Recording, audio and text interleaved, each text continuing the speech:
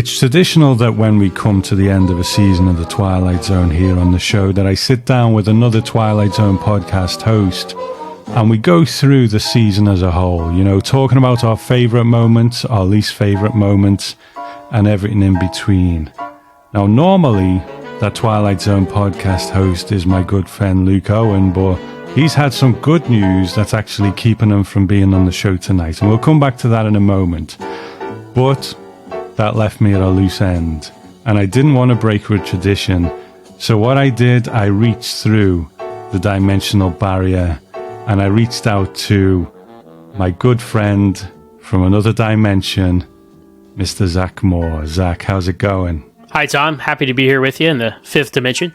Listeners, if we remember the episode on the parallel, I'm not breaking the rules here because another dimensional Zach Moore actually broke through into our show and we had his episode of the Twilight Zone podcast too. So Zach, welcome to this dimension. It's good to see you. I don't know whether you know this, but we have a Zach Moore from this dimension as well. And he actually hosts a podcast about Smallville, you know, the Superman show. That show? Yeah. Who would listen to that? I don't know. But well, he does it. But, you know, thankfully we've got a much cooler Zach. Yes. I would never watch Smallville. Okay, we're not going to be able to keep this up for like an hour or No. however long we're That would be exhausting. So that would be exhausting. But thank you for stepping in, Zach. You know, Luke has, he and his wife have just had their first child. So his life will be extremely busy at this moment and he couldn't come on as is traditional. But, you know, you and I I've lost count of how many shows we've done on the Twilight Zone podcast in various ways now, and it's always good to have you back. So how's things with you? all things are all right. I am looking forward to the fifth season of the Twilight Zone because it's got some of my favorite episodes in it. But it's been a journey. You know, I first of all, thanks for having me on to discuss this with you. And it was a lot of fun to sort of co-host the parallel episode. You know, that was kind of a cool idea you had. And we just kind of, initially that was just going to be like the intro or something. And then we kind of just ran with it. I'm like, let's just do the whole thing. And so that was a lot of fun. So in my own way, I can consider myself a host of the Twilight Zone podcast. So thank you for that. But yeah, and, you know, watching the show, maybe it's because this was the shortest season of the Twilight Zone, right? Because there's only 18 episodes.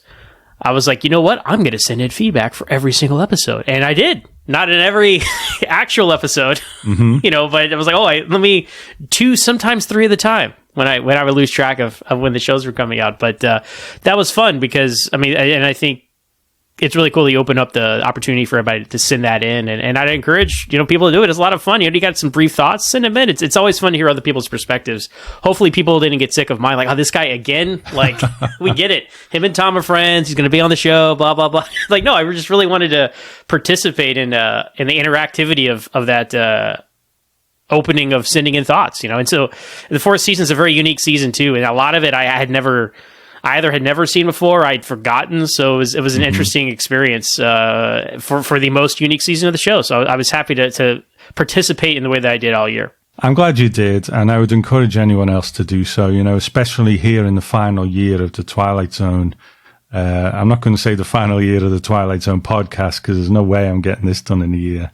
But, but you know, you mentioned that you'd either not seen some things or forgotten some things. For me, it was pretty much, you know, 95% all new to me. And I don't even know if that percentage makes sense in an 18-episode season. I'll have to do the math, you know, at some point.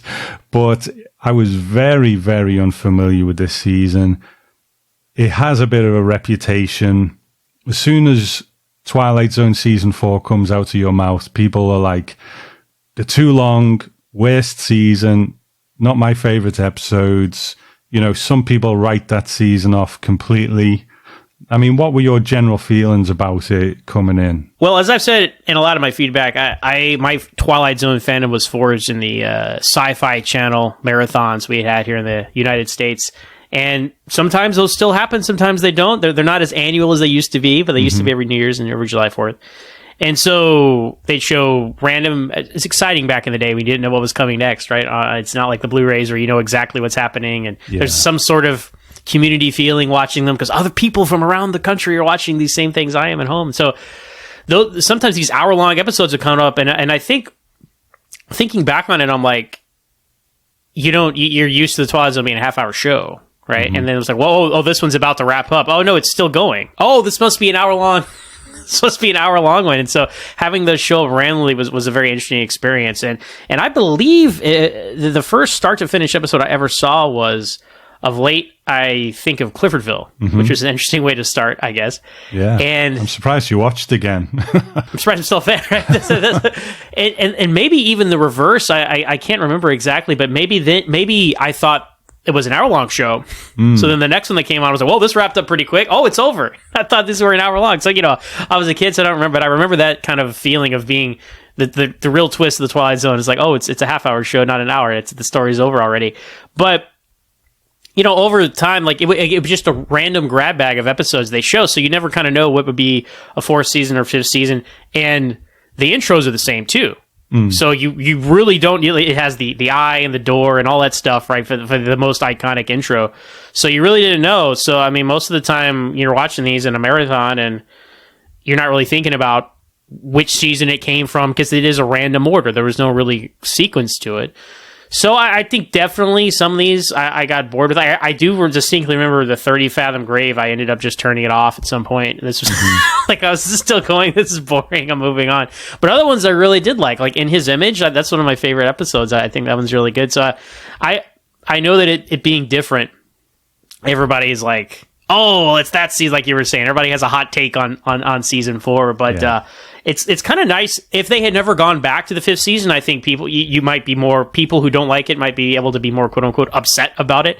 But they did go back to the status quo afterwards, so that kind of makes it an interesting experiment, and then we go back to everything we know. So that's kind of where I land on it. Had it ended at season 4, especially with some of the string of episodes there near the end of the season, that would have been a sad story. But since we came back with so many great episodes the 5th season, I think there's 150 something episodes of the Twilight Zone.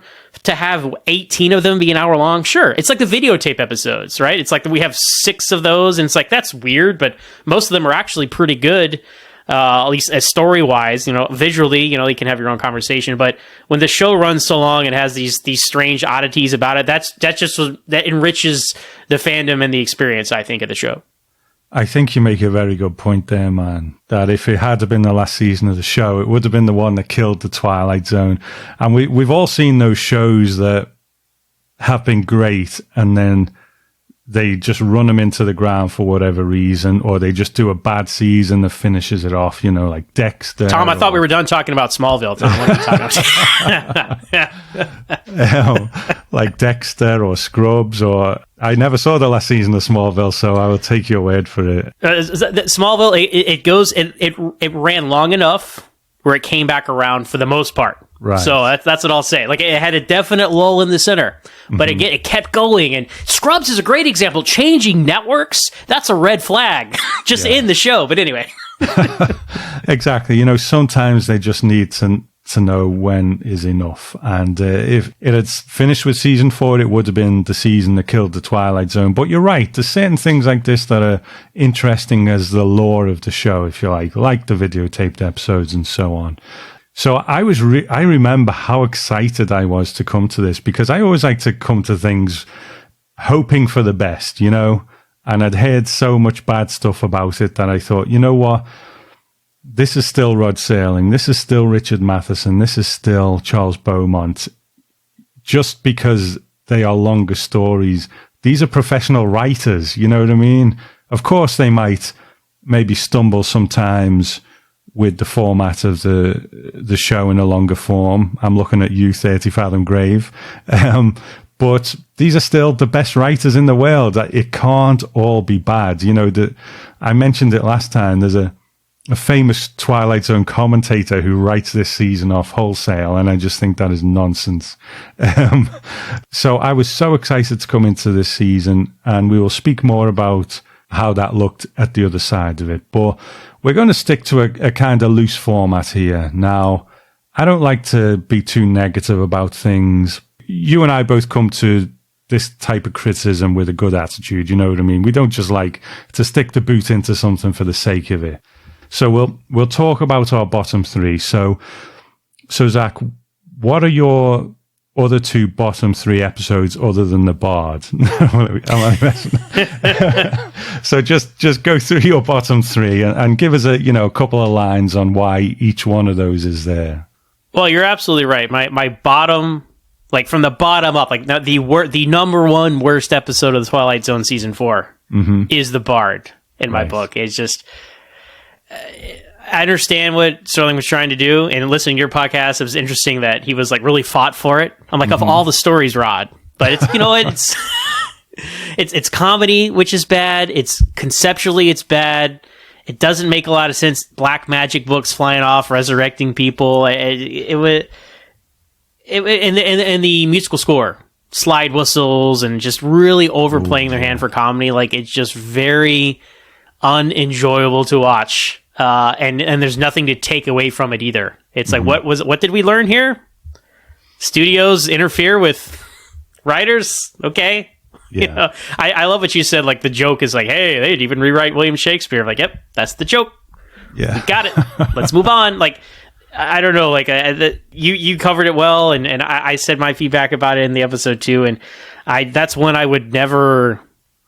Like, some, I'm like, you know what? I'll give that one a second chance. Maybe next time I'll see something. But I think that I've seen enough. I like the Burt Reynolds of it. That was a good little making the Marlon Brando impression. Good stuff. But other than that, there's really nothing to take away from that. So that's why, to me, it's the worst episode of the season. We'll stick with you for the three, and then I'll do my three. So carry on. Gotcha. Go ahead. So the second worst episode of the Twilight Zone season 4, I Dream of Jeannie. Mm-hmm. That's another one where it's comedy, goes on too long. It doesn't mean anything because it's all imaginary. Like, it's like, why did we even spend so much time in these what if scenarios? Yeah, I mean, it's an hour-long show. So these what if scenarios go on for like 15 minutes straight. Even some of the humor, like it not only like dates because it's not funny, but like dates like, oh, that's kind of inappropriate. It's just not comfortable to watch some of that Hollywood party humor, right? Yeah. And yeah, so I did like the main actor though. I thought he was good. He played the different versions, like the rich guy, and then like the guy. Like, he had lots of shades to his performance. I forget the actor's name, but I think he did a good job. So that to me saved it from being the worst episode, right? And you mentioned this in the podcast too. Like him and the genie scene is the best scene, and then he's only in the one scene and he's gone. Yeah, and like, it's kind of like a funny-ish. like a right, like a comedy journey of the two of those guys going through stuff might have been more entertaining, but yeah, it's just not good, not good. I Dream of Jeannie. So I could probably have guessed those two. It's this one that Okay. I can't guess, so I'm very curious about this one. Go ahead. Okay, the third worst episode of the Twilight Zone season 4. To me, these are all to me, by the way. This is my opinion, my preference. It's okay if people love these. No hard feelings, right? We all have opinions. Jess Bell. Mm-hmm. Jess Bell, it has a really weird format. It's like, hey, this is the Twilight Zone, but in the old country times. And then no more Rod. So there's no Rod Serling outro. That is like a cardinal sin. Like, if you're a Twilight Zone episode, there's a song. Like, this is one I had not seen before watching it for the podcast here with y'all. And this song kept coming on. I was like, why is this? Who's playing this music? And then about halfway through, I'm like, oh, every time they come back from commercial break, every act begins with like a verse of this song. And it's just, I don't like the whole, whenever the Twilight Zone is this time period, I'm really not a fan of it. And I like some of the actors and actresses in it. I mean, they're not the problem, but the story, what's the message of the story, Tom? It's like, hey, she became a witch and now she's destroyed and she's a shooting star and we lived happily ever after. I'm like, what? Like, it would have been much more tragic if he had killed her as the leopard, which is its own conversation. Why is there a leopard in this show? Didn't even know it or something. Like, at least there would have been like some, oh man, like, but it just goes on too long. It like skips ahead like a year or something. And you just lose entire bearings on the whole story. And I don't know. I did not respond well to it. And just for being so different, right? Because there's no Serling outro. and it's like the song replaces Serling, and I'm like, this is the Twilight Zone, guys. Who wrote this? And did Rod Serling write this episode? I hope not. It was what's his name? Earl Hamner. Yeah, okay. All right. He writes a lot of the later episodes. He does better in season 5, but he is not one of the greats, you know? He's no Richard Matheson or Charles Beaumont. And hey, you know what? He is a published author, but you know, he has episodes of television to his name. And by all accounts, he seemed like a good guy. So good for him, right? He put in the work. He's had stuff broadcast on TV. I haven't done that. So I don't want to criticize him too hard, but this was not a good story and poorly executed. And that's why, to me, it's the third worst episode of the season. You know, I appreciate you keep stressing that, Zach. To me, we're all friends here, man. Honestly, we're fine. We're fine. The thing is, Jess Bell, I would put it mid-tier, but if someone puts it bottom tier, I probably wouldn't fight them too hard on it. You know what I mean? It's not really one of those episodes where I hear what you're saying and I'm like, no, he's wrong. I'm like, okay, you know what? I can see how someone could think that. You know what I mean? So, I will say, I think there's a, like the bottom two, there's like, they're at the bottom, like the bottom. And then there's like a gap to the next tier. Yeah. And that's the lowest one on the next tier. So I'll start from the bottom as well. When we do our top 5, we'll go in the other direction. But for this, we will start at the bottom. And my bottom one is the same as yours. It's the Bard. I'm sorry, I tried. I really did try. I never go into an episode letting the received wisdom of, you know, the internet or whatever cloud my judgment. And Mark Zickery says this is delightful in the Twilight Zone Companion. And my friend Zal made a very impassioned defense of it. You know, Uncommon NASA, we'll hear later on in this episode in his clip, you know, makes a very good defense of it. And they're two people who I, you know, respect a lot. But I just can't stand it. I just can't stand it. It was a struggle, a real struggle. And I always try and leave the episode on a bit of a high note. So I'm like, you know, trying to pick out the positives, that Serling wasn't just saying, no, he was having a pop at everyone in that episode. He was having a pop at the actors, the writers, the producers. And I think that's kind of cool that he was doing that. But would you say it's the worst episode of the Twilight Zone, Zach? A lot of, you know, I've seen a lot of people say that. Yes, I would say that. No hesitation. Yes. I can't think of anything that's worse. Though I mentioned this in my feedback, I think the Bewitching Pool is probably more infamous, but there's at least some interesting stuff going on there, and it's a half hour. So being half as long helps, but nothing else comes to mind of like, even the Carol Burnett one. Cavender is coming.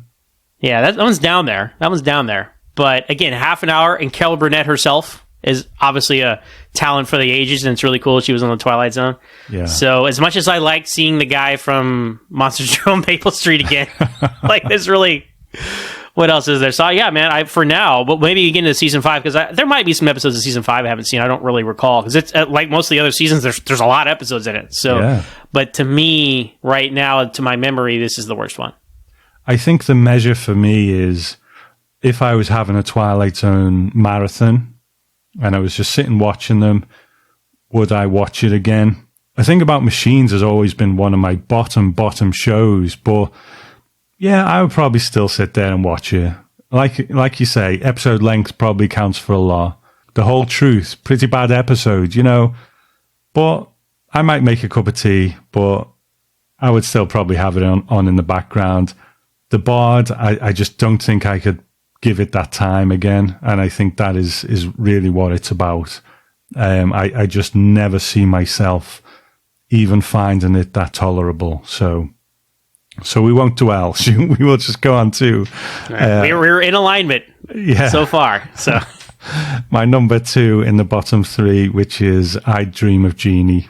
So okay, 2 for 2. Look at us. Probably no surprises there. You know what I mean? Because that was a chore. There's just no kind of rhyme or reason to it. The whole thing of they're not even actually wishes. They're just thoughts about wishes and how they could turn out. what is that about? And like you say, the most entertaining scene was the one with the genie in it, who was pretty funny, and he's gone in 5 seconds. The main guy, I agree, he was a good actor. It's just a shame he was in this one. So again, I won't dwell because it's just dreadful. I will say, you know what? It ends on a nice beat. It's the guy and his dog being genies forever. So I'm a big dog lover. So I'm like, all right, good for y'all. You go on your genie and dog adventures for the end of time. So it ends on a happier note than the Bard anyway. We're like, hey, here's all these people from history. Yeah. Okay. Worst punchline ever. All right. My number 3, I don't know whether this is going to ruffle some feathers or not, because again, some people who I respect made a very impassioned kind of defense of this episode, but it's The Incredible World of Horace Ford. It just never... Oh, okay. All right. It never sat right with me. I just didn't like Pat Hingle in the performance. I'm going to bring up NASA again. He said a lot of stuff, and I'm like, you know what?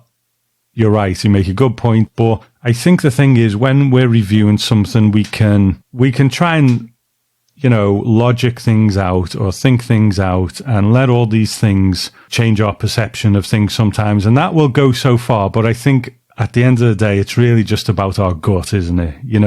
And that's what we're trying to verbalize when we review something. And this one, I just never really enjoyed it at all. But it's one of those, if someone really digs it, I can say, you know what, I can see where you're coming from. I respect everything you say about that. But yeah, it just doesn't work for me. I can't remember what you said about that one, Zach. I thought they could have gone some interesting places with it, but it was confusing. Like the whole mechanics of the Twilight Zone, was like, so what's going on here exactly? Mm-hmm. It had a lot of the stock characters, it's the quirky guy lives at home, his mom lives there, but he's also got a wife and all this, so a lot of that going on, and it could have been, I don't know, I feel like it could have been a lot better. There was something to say there, I think, as far as letting go of your childhood and stuff, or talking about the old days. There was a lot of potential there, but I think to me, and I don't rank it at it's like the very bottom middle or something, like in of all the episodes, right? And I like Pat Hingle as Commissioner Gordon from the Batman movies, or I can probably quote you all his lines since he only had about 25 across the course of 4 movies, but he was underserved in those movies. But I think the crux of it, which sinks it for me, is the reason his friends don't like him is they weren't invited to his birthday party. Uh-huh. But then he creates this whole life was good, but it really wasn't. And those things don't connect at all.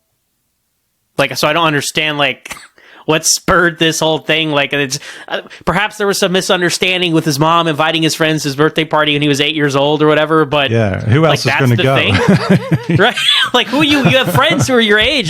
So I don't I thought there was some there's totally something to be said about rose-colored glasses. You go back to the past. It wasn't as good as you thought. So much material is there, and they went with sorry guys, I meant to invite you. My bad. And then they beat him up. And then, that's the crux of the thing, right? And it doesn't connect, and I don't know. So if they would have been able to stick that landing, they could have said something, and I don't feel like they did. So again, I won't dwell on that, because I think some people probably like that one quite a bit, but it's sometimes our reactions are very personal to things, and that one just didn't. That one just didn't work for me. Well, as far as annoying characters go, intentionally annoying characters, I do think Horace Ford is pretty good. Some other intentionally annoying characters, like Mr. Beavis. I'm all right, you are intentionally annoying, but also annoying. So I'll give that to Horace Ford, right? Why don't we? Okay, let's. I'm not sure whether this one counts that much with season 4, because the whole season tends to be maybe a bit underrated. I don't know, but we'll go with underrated episode next. Do you have one that you think, you know what? This one doesn't get talked about much, but I actually think more of this than maybe other people think. Looking at my list of episodes here, I would probably say Miniature. It's one of those lost episodes. I think, right, it wasn't in the syndication package for a while, as I learned from the Twilight Zone companion, and so nobody really Robert Duvall being in it is huge, like one of the biggest movie stars of all time, and I think that was a really good character study about this guy, and you did a great job covering it and talking about how like that it worked. You know, whatever he was doing, like it worked. Robert Duvall, the character and the performance. And I think because it's an hour long and because it wasn't in repeats for years, like nobody really talks about it. And it's one of those, it's creepy, man. Like it's like you go to a museum and you see a doll. Like there's something like that's unsettling, right? But in a good way. And I don't know. It's one of those. You can explain that to someone in one sense, like so a guy, right? He goes to a museum and he sees a dollhouse, right? But he sees the woman in the dollhouse is alive and he falls in love with the doll, man. Like, oh my god, like that sounds like a Twilight Zone pitch, right? So to me, that's one that I don't know if I had seen it before. Like maybe and forgotten it or saw it once for this. I even forgot what I said on my feedback too, because it was a while back. But that's really one that stuck out to me watching it with the podcast this time. It's like, wow, this was really good Twilight Zone. Well, my underrated episode is Miniature. So look at us. I know we didn't talk about any of this before. We did it. This is totally cold, so this is cool.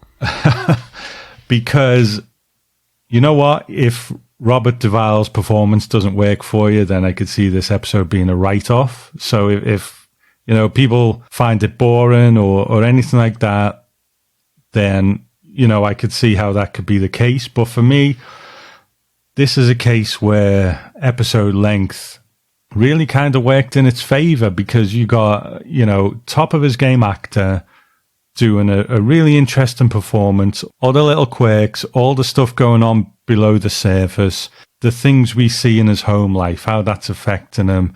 So if you can really dial into that performance, then I think it is just a really interesting character study of a man who is always going against the tide. And it had that wonderful opening scene where, he's going in the museum, but people are always going in the opposite direction to what he's going in, and it's just such a great illustration of how he lives his life, And there was some, there's some weird stuff in there, like the girl in the office, the way everyone was just like, treating her and stuff. That was of its time, of course. But I just think, like I say, if that performance doesn't work for you, then this episode is probably a write-off. But I love 70s cinema. You watch something like Taxi Driver, it's a very slow movie. And a lot of it is Robert De Niro just doing some inane thing or going someplace and really not saying much.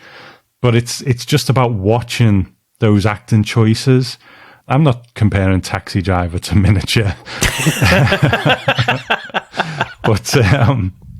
But in the same way as if the performance works for you and you just enjoy looking at what an actor is doing, then if you can dial into that, then I think that's the strength of Miniature. And that's why I really love it, because we can all predict a twist, probably, because we're all Twilight Zone fans. And at this point, we've seen stuff before. So I think we can see where it's going. But it's really about the journey and what Robert Duvall does in it. So I'm in agreement on that one. So Miniature is cinema. You heard it here first. It is cinema, and it's something that as I've grown older, is so much of these things are what you bring to it yourselves, right? And it's like I really respond well to the Twilight Zone episodes that kind of deal with like dysfunctional or like kind of non-ideal home life or real or like life situations. Like I'm like, oh, okay, wow. Like I'm surprised that they even tackle those sorts of things. Like an episode I saw later in life was a long distance call. I'm like, whoa, this is some heavy stuff going on here, these family dynamics and stuff. And it's, I just think it's interesting that's kind of more true to life than like the Leave It to Beaverness of the 50s and 60s that you might assume that we see in every in every like sitcom of the time and things like that. And not to say that there's not a place for those kinds of setups and situations, but it's interesting to see just like a truly like, okay, his sister really wants to help him, but it's like doesn't know how because he's socially awkward, and like no one is like a clear caricature here. Even the mom, who was like a needy mom, you can like see the like they are not two-dimensional, I guess is my point. Like there are 3 dimensions to all these supporting characters, and to your point, I think it being an hour-long episode helps flesh those characters out, because if you only have 25 minutes or something like the other episodes, you got to just bear it down to the bare essentials a lot. And this episode had a lot of time to breathe and go through this guy's journey. Well, let's get into your top 5. We'll start off from... It's funny, though, because this season is 18 episodes long. If we do a bottom 3 and a top 5, then that's 8 of those 18 episodes. So it's like almost half the season. Right. But, what can you do? We got to work with what we've been given. So let's hear your top 5 and, a few comments on why they have that position for you. Sure. Do we want to do me all 5 and you all 5? Do you want to go back and forth? How do you want to do it? Let's break it down. Let's go back and forth then. Let's go back and forth. It's like 5 in a row is a lot to, just one of us talking. So keep everyone on the edge of their seats as well, I'm sure. All right. All right, go on. So my number 5 episode of The Twilight Zone Season 4 is He's Alive. Okay. I think this is one of the best episodes of the season. I've always thought this, and very prescient to any time, any place. Like that's the point of the story, right? It's like this could happen at any time, any place, and it does a great job where it just presents a message and a pretty good story, makes you think. Clearly, we're talking about Hitler and Nazis, so I guess in some way it is on the nose, but also that's the point. Sometimes you need to be.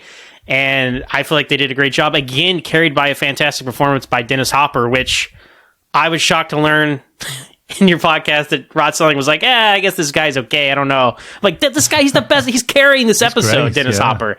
You can see he's destined for greatness here. And the paradox of the main character having the Jewish father figure, but becoming, it's just fascinating it's always stuck with me. It's one of the episodes I remember seeing when I was younger. I'm like, whoa, that's heavy. And has stuck with me to this day. And as you get older, you appreciate it even more. So that's why it's my number 5. Okay. All right. Well, I won't comment on that because you never know. Could be in my top 5. All right. So my number 5, this is going to be a short one because my number 5 is miniature for all the reasons that I just said. So I'm not going to elaborate on that much more, but it's one that I'm really looking forward to going back to actually. So yeah, number 5 is miniature. My number 4 episode of the Twilight Zone season 4 is In His Image. This is the first episode of the season, and I think there's something about robots and duplicates and searching for your creator stuff. Like being a big Star Trek fan, I felt a lot of Star Trek vibes in this episode. It's the evil twin, but he's not really evil. He's just kind of messed up, and a very striking opening too, right? I mean, kind of hooks you with like, woman starts reading you a Bible verse and you throw her in front of a train and then runs away. I'm like, what is going on in this episode, right?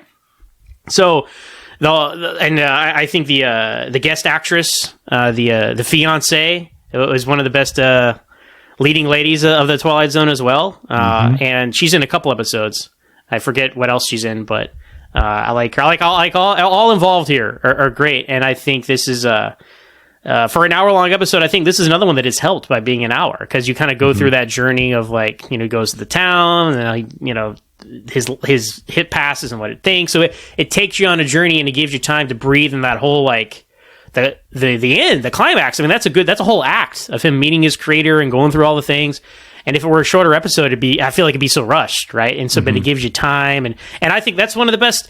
And I think this is one I saw younger as well. So like the ones I saw when I was younger, like the twists always like blow my mind. I'm like, oh man, he took the place of the robot. That's so like it just blows your mind as a kid. And so it was a nice ending, a happy ending as well to what was a tragic story. So this one always stuck with me for all those reasons. That's number 4 for me. Because it was the first episode of the season and I didn't really know season 4, and I'd heard all this stuff. Oh yeah, season 4 is not great. It's too long. And then I watched this and I was like, this is fine. This is a good episode. You know what I mean? And it was such a relief in a way, because I was really coming into the season with a lot of hope. And then I watched it and it was like, that was a good episode. What's the big deal? So we'll talk about how time plays into it later on in our summing up. But it was really nice to come to this one and be like, okay, I think we're all right. I think we're okay. Good. And then the next episode was 30 Fathom Grave. I'm like, oh no, what have I done? I take it all back. So my number 4 is the new exhibit. It's one of those Twilight Zones that is, it almost feels like it shouldn't really be a Twilight Zone, But I don't mind that every now and again. and just trying something a bit different. Sometimes it works more than others. And whether it is a Twilight Zone or not, that's so funny, isn't it? Because we've all got our different definitions of what is a Twilight Zone. I probably said it myself in my review. I can't remember, maybe it's a better Night Gallery, or maybe it's a better Alfred Hitchcock Presents, but whatever it is, it was just a good time. You know what I mean? Waxworks, murderers. And there's so many stories about waxworks at that time. You know what I mean? It was just a fun old time. Great central performance by Martin Balsam. I always love watching someone sort of go to pieces on screen, and another good central performance that probably benefited from having some time to focus on it. So the new exhibit, that's my number 4. Well, I won't say anything further because you never know. It might be higher on my list. So, okay. So my third best episode of the Twilight Zone season 4 is Death Ship. I think the majority of fans, when they talk about season 4, even if they don't like it, they're like, yeah, but that Death Ship one, that one's pretty good. And Richard Matheson is my favorite writer of the whole show, and this is one of his episodes based off one of his short stories. And Jack Klugman, right, one of the big time multi-appearance actors, really anchors this. And it's cool, like the whole, I think it's really clever that they mention all the possible situations they could be in, as characters. So, it's aliens, it's a time loop, it's a da-da-da-da-da. And it's no, it's actually something else. And so it's a real effective, creepy episode. And then just how it is just a never-ending loop, right? I'm like, oh my goodness, right? What that haunts you and sticks with you. So I think there's a reason why this is one of the most highly regarded episodes of season 4, and it is for me too. Okay. Interesting. Well, I won't say anything about that. No. I will say something about it because it's also my number 3 on my list. So I can't remember whether I actually read the short story in the Patreon or not. I might have done, but I really can't remember now. But it's such an interesting one because it is so faithful to the Richard Matheson short story, but he's had to insert some things to pad out the runtime. Now, that can be a recipe for disaster. 30 Fathom Grave, where Rod Serling has plugged some stuff in and it just hasn't worked, But with this one, I think it works just fine. And I like both versions, Yeah, Jack Klugman, probably my favorite Twilight Zone actor, I would imagine. I disagree, Tom. But he is probably not who you would choose first for the spaceship captain role. But, it's quite an angsty kind of angry performance. So I think he's good for that kind of stuff. I also love stories where it's almost like they pass into myth, into legend, and this ship that's constantly just going around in a loop. It's like the Odyssey of Flight 33 or something. I love that kind of stuff. So, do they mention the Flying Dutchman in Death Ship as well? Do they mention it by name? Because I know in Odyssey of Flight 33, it's like a modern day Flying Dutchman, or I think so. I don't know if he does now or not. Now I'm questioning it all. But those are similar. That's a great point. How they become their own urban legend and folklore. Yeah, just a sci-fi Twilight Zone twist.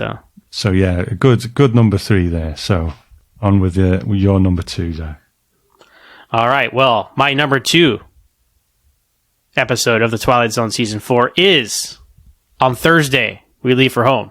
Love that Forbidden Planet spaceship and costumes here in the top 3 episodes. But yeah, this was an episode I didn't see till very late in my fandom, so to speak. Right. So this is a great episode. This is one you could say well, is it Twilight Zone? It's the future and stuff. So the spaceships, right? But nothing truly fantastical happens except for the reality of the situation. But it's such an interesting examination of a guy with all the best intentions that just makes all the wrong choices at the worst possible times, and micromanaging and all these. And it's so, because you could look macro, you could look micro, the lesson they're telling here is so universal, but also in a very entertaining, you're like, oh man, because you're rooting for him. It's such a tragedy because you're rooting for this guy the whole time. but it's like, man, wake up. Like, you don't need to be acting this way. And you just want to shake him. I think you even mentioned that. She's like, come on, man, just calm down. Everything's going to be fine. You mentioned this in a podcast. But yeah, it was fantastic. And it's all, I get so many of these strongest episodes. And I guess not just this season, but probably the whole series is based off the character and the performance of the main character. And that absolutely carries that one. Benteen, man, it's one of the great Twilight Zone characters, man. Captain Benteen. Excuse me, Captain Benteen. I would command here. So anyway, that's my number 2, man. I really love this episode. Well, I won't say any more about that, just in case. But my number 2 is He's Alive. And I think structurally, I could probably have some criticisms of it. You know, that second half, because I think the first half is kind of the best, you know, the build up, the reveal of Hitler and stuff. And then, you know, so I could probably pick some holes in it, but for the importance of the message, and why does Twilight Zone have to get so political, Zach? You know, why does it have to get so political? But Rod Serling never would have done this, Tom. I know. But for the importance of the message, and I love the fact that, you know, he started the Twilight Zone so he could hide things in plain sight, but by the end of the Twilight Zone, he was able to do this. And it was like, right, the gloves are off. Let's get into it. Let's put some jabs in here. And he just went for it. And I love that. I absolutely love that. Like you said, you know, Dennis Hopper was spot on as this disaffected man-child kind of thing who is finding the acceptance that he wants just in the wrong places. And I think I said when I was reviewing it, but, you know, would he really go this way if his main mentor was this old Jewish man from the Holocaust? And I kind of take that back now. You know, everyone rebels against their parents to a degree. You know, various degrees, especially because it wasn't his actual parents. So this old guy probably was the main focus in his life, but he wasn't his main caregiver. You know what I mean? So there was a lot of gaps in his life to fill, and he's chose the worst thing to fill those gaps with. So I just really enjoyed this episode, and it is Serling doing what Serling does best, just sticking the boot in where it needs to be stuck in, and, you know, teaching us all a lesson. So He's Alive is my number 2. Here's the big one, Zach. Go on. All right. Well, this is it. Number 1, right? These are our number 1s coming up here. So my number 1 episode of the Twilight Zone season 4 is The New Exhibit. Okay. This is a great episode of the Twilight Zone. And so part of the reason why I love this episode so much is that I guess I have a different opinion than a lot of people about it. I put this in the category of it's one of these ambiguous ones that it's like, well, it could be this, but it could be that. And it's up for you to decide. And there's really no wrong answer about it, because is the main character the killer, or are these wax dummies the killers and they drove him insane? Either way, I think it works. And I got to say, one of the creepiest things of the Twilight Zone is the fact that they have the foresight to cast actors and make them look like the wax figures the whole time. So when they do move, it's like shocking because you think it's a wax figure the whole time, as opposed to like having a wax figure the whole time and then it looked kind of different for when it moves. So you're like, oh, well, now it's going to move. But like, no, that was really smart and really creepy and shocking. And I don't know, there's just something about there is something creepy about wax museums. You know, it's the uncanny valley. We talk about it today with like CGI when it's not quite right. Well, wax museums was that just back in the day. And I don't know, like the downfall of this character into madness, or perhaps the influence of these special wax museums, like the guy being so obsessed with his work, and like I bought this guy, like either him doing it or him being just so taken by the wax figures that they drove him to do some things too. I like either way, and I think they set it up so well. Like the new exhibit, the twist is like the title. We're like, he's the new exhibit, right? And that's so cool to me. And this is one that really stood out to me as an all time great Twilight Zone episode. It's my favorite episode of the season. Very deserving, absolutely. Well, it's no surprise then that my number 1 is On Thursday We Leave for Home. There you go. What a surprise this one was, you know, because I'd been enjoying the season. You know, I'm looking down the list of what we got here. And there's a fair bit of mid-level Twilight Zone, middle tier, and I've enjoyed a lot of them. And we're coming to the end of the season, and I'm thinking, okay, well, I've enjoyed it. It's not as bad as people say. And then we get this one.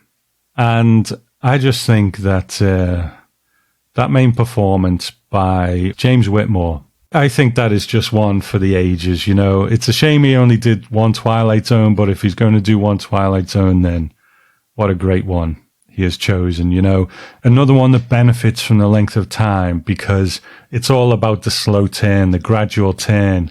At first, he's so happy when these people come, but there's just these little comments here and there. Captain Benteen. And you can just see his kind of barometer going from one way to the other as the episode goes on. And I think it is, like in Miniature with Robert Duvall, it's a performance that I just can't take my eyes off. I forget the gentleman's name who he's playing it with, the spaceship captain, but he is just such a perfect foil for him as well. He's a benevolent captain. He's not, being obstructive in any way. He even takes some of those hits that Benteen gives out, but the interaction between them, I think, is just absolutely wonderful. So it was just a really great surprise close to the end of the season. But you mentioned something, how universal it is, and it is universal. I don't mind when Rod Serling takes a side, you know what I mean? I really don't mind that because I think he is a guy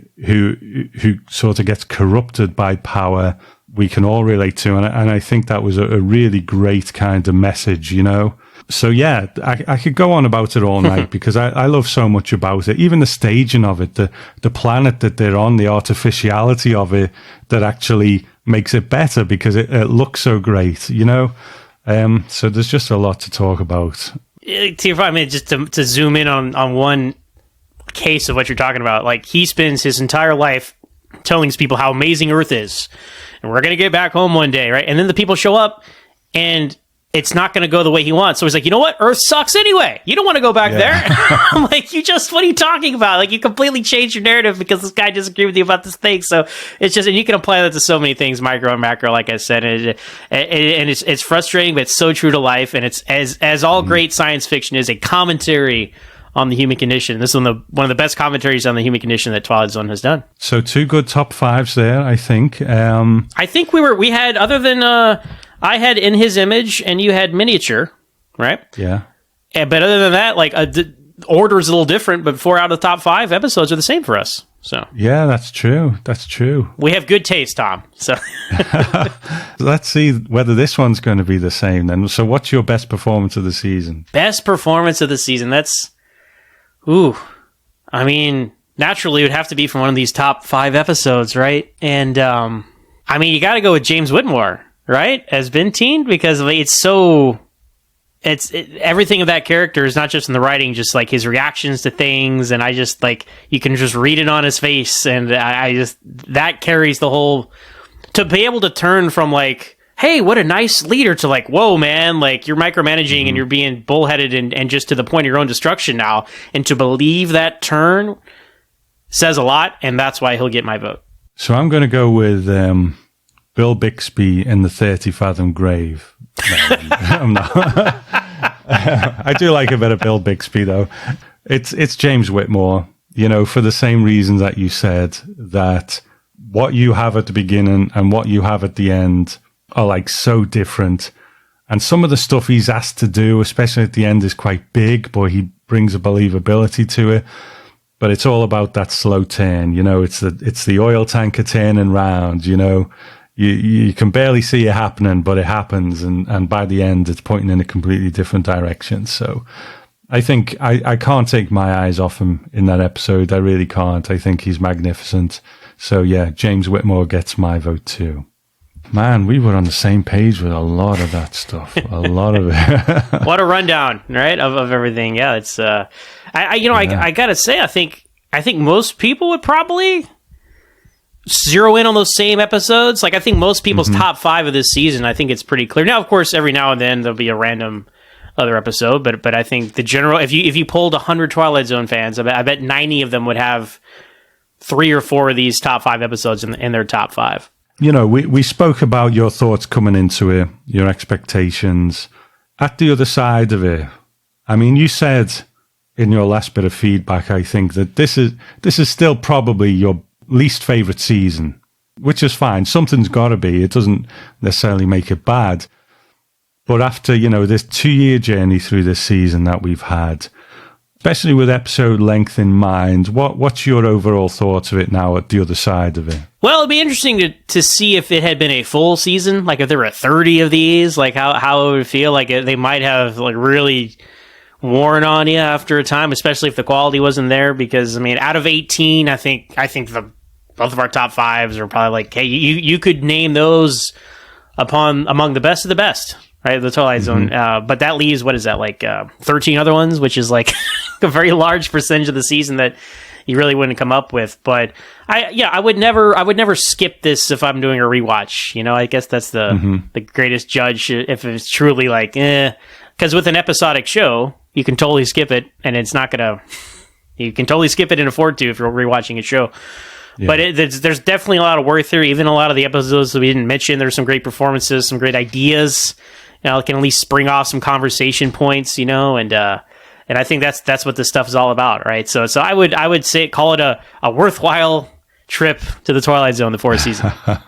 Yeah, I mean, I'm looking down some of these episodes that we never really talked about because they weren't bottom or they weren't top. You know, things like The Parallel, which good episode. You know, No Time Like the Past. Good episode.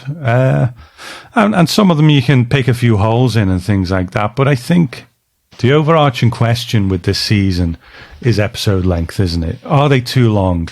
And I think the only time I really felt they were too long was when it was just a bad episode. You know what I mean?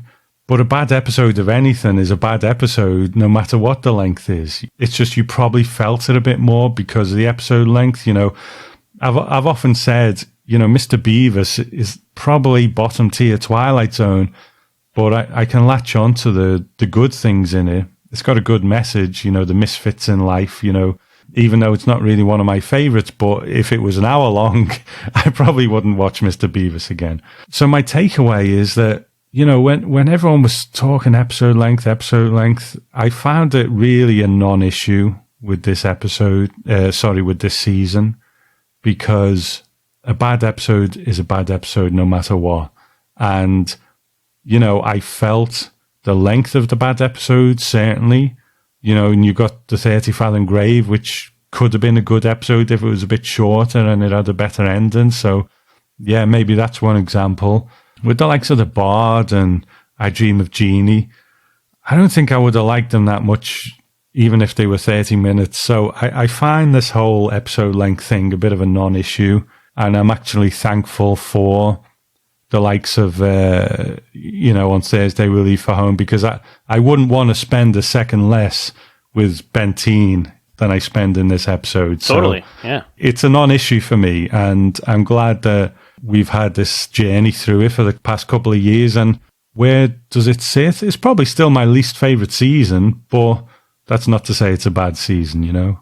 Yeah, I think you said it best that if this were the season that killed the Twilight Zone, it'd be people have more of a righteous, you know, anger against it because you're like, look what you did, you were too long and they canceled you. But that wasn't the case, and yeah, I mean, season 4, right? It will always have that special. Well, you know, these are an hour, right here. I'm going to flip the narrative, Zach, though. I'm going to flip it. Okay. I'm going to say it's not going to be, they're an hour. I'm going to be like, these are an hour, you know? Get twice as long in the Twilight Zone. How can you say no to that? So exactly. So coming up in season 5 then, man, is there anything you're particularly looking forward to being covered on the show? I can maybe guess one. Well, I'm glad you asked, Tom. Yeah, I've done the Shatner impression a couple of times. Can't tell what that is. But yes, I am very excited about Nightmare at 20,000 Feet. This is my favorite episode of The Twilight Zone. I'm sure the whole Star Trek factor, William Shatner, is like, I can't say exactly like what the connection, like what came first or whatever, but like, do I like it because it's Captain Kirk in The Twilight Zone? He's in a couple of episodes, both of which are in my like top 10 overall. But I just think it's a fantastic story. And like every time I'm on a plane, how do you not think about Nightmare on 20,000 Feet. How pop culture it's got to be one of the most embraced episodes or stories or moments of the Twilight Zone into pop culture with the Nightmare on 20,000 Feet thing. So many parodies and so many. But anyway, I'm stoked about that one. Obviously, Living Dolls, another all-time great episode in season 5, and so there's a lot of good stuff in season 5, and again, like, I joked about Smallville a little bit earlier. Smallville is 218 episodes, right? They're not all great, but I'm glad there's 10 seasons worth, right? So the same thing with the Twilight Zone. It's like, 4 and 5 I think are generally considered a step down between 1, 2, and 3 seasons of the Twilight Zone, but aren't you glad we have like 150 something episodes instead of like 90? So I'm excited. Well, Nightmare at 20,000 Feet is going to be a deep dive because there's too much history, what came before and what came after, to just have a short Twilight Zone podcast on that one. But I hope you'll join me on the Patreon for a commentary on that one, Zach. 1,000%. You don't have to ask me twice. I am there. So we could do that one concurrently. So that'd be good. That is season 4 of the Twilight Zone. Who'd have thought we'd ever get here? I know it's been a crazy couple of years.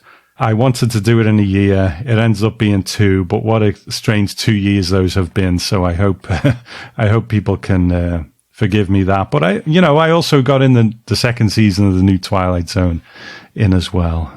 So yeah, I'm looking forward to season 5. So Zach, what are you up to, man? Podcast wise, where can people find your work? Got way too much going on in the podcast world as usual. So always on to Smallville, as we mentioned a couple of times here. I go through each and every episode of that Young Superman show.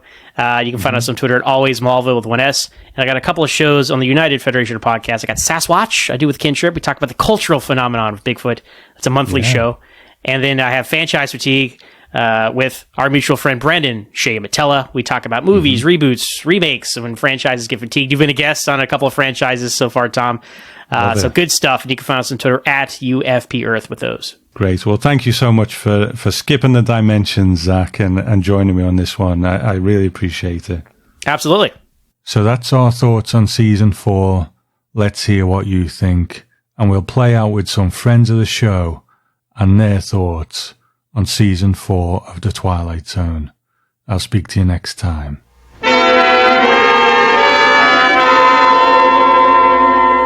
Hi, Tom. Al here. I don't have to tell you that overall I'm a big fan of the 4th season, but it's not perfect. In fact, it's like that opening line of Charles Dickens' A Tale of Two Cities, with the best of zones and the worst of zones. I used to say that my 2 least favorite Twilight Zones came from season 4, but Uncommon NASA's comments on Mute made me see that episode in the new light, and I no longer list it among my worst. But I Dream of Jeannie is still there, hopelessly long and composed of nothing but idle thoughts and daydreams until it arrives at a letdown of an ending.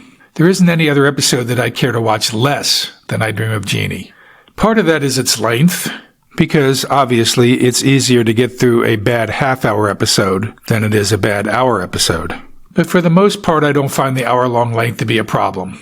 Yes, there are episodes like the 30 Fathom Grave where things happen several times when they only need to happen once. It reminds me of the old Procter & Bergman comedy routine where they say, "Listen carefully, please, because we will use 5 words where 1 will suffice."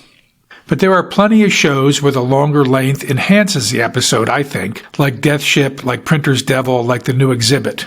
And speaking of The New Exhibit, I know there are many of us who consider this to be the best of the hour-long episodes. For me, though, it's down the list a little bit. It's not that I don't like it, but that, for me, there are half a dozen or so that I like better. My 2 favorite season 4 episodes are also my 2 favorite episodes of the entire series, Death Ship and On Thursday We Leave for Home. I've never been able to decide which one I like best. Instead, I think of them as the best of Serling and the best of Matheson. On Thursday We Leave for Home, being Serling's brilliant, carefully constructed look at how power and celebrity and control corrupt even the best of us, with everyone meaning well, but with tragedy still in the offing. And then it has the biggest gut punch of an ending in the entire series. Death Ship is a brilliant little puzzle, that is solved right away. But then Matheson takes it away from you through the force of the captain's personality, getting you to buy into one explanation after another, along with the crew, until it shocks you by returning to that first solution. And, like on Thursday We Leave for Home, through one character's corruption by power and control, brings about a tragedy, but of a very different kind. Made so heart-wrenching by Mason's plea to please let us go. I'm not going to go on and do a full list, but I do have to also mention Jezebel, which I think is Earl Hamner's best Twilight Zone script. He's Alive, which is a powerful piece on homegrown fascism, sadly still relevant today. Miniature, one of the most charming episodes of the series. Passage on the Lady Anne, perhaps the series' best love story. The Incredible World of Horace Ford, Reginald Rose's masterpiece, along with 12 Angry Men. And yes, The Bard, with Rod's surgical strikes at the industry around him. To quote myself from my unpublished article, and what episode better begs you to quote yourself than The Bard? It is how Rod saw the television networks, the sponsors, even the method actors of the theater in their pursuit of profit or gritty realism, cheapening the product, in spite of Julius's agent, Mr. Hugo, telling him that television is preoccupied with talent. Julius is not equipped to handle this hypocrisy. In fact, Julius is part of the problem because the whole culture is part of the problem. And one more, In His Image, because, well, you know my story about In His Image. So that's half of the episodes right there, and that's not even including the new exhibit, or Printer's Devil, or Valley of the Shadow, which are also pretty darn good. Okay, I recognize that there may be reasons why I love Season 4 that have nothing to do with the quality of the shows. That discovery of In His Image, for example, when I learned that the scene I'd seen as a kid actually existed. Also, I saw all of these for the first time as an adult, when I could appreciate them better than many of the half-hour shows I saw growing up. And that discovery of new Twilight Zones. Not the 80s Twilight Zones or the recent Twilight Zones, but real Twilight Zones written by Serling and Matheson and Beaumont.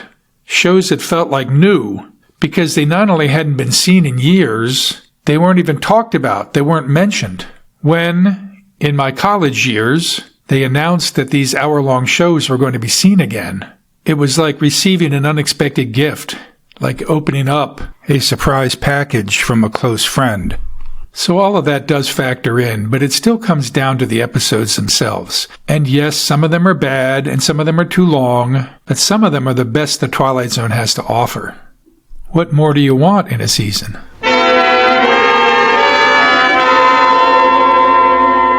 Hi, Tom. It's Chad here, coming to you from, I'm coming to you from quarantine.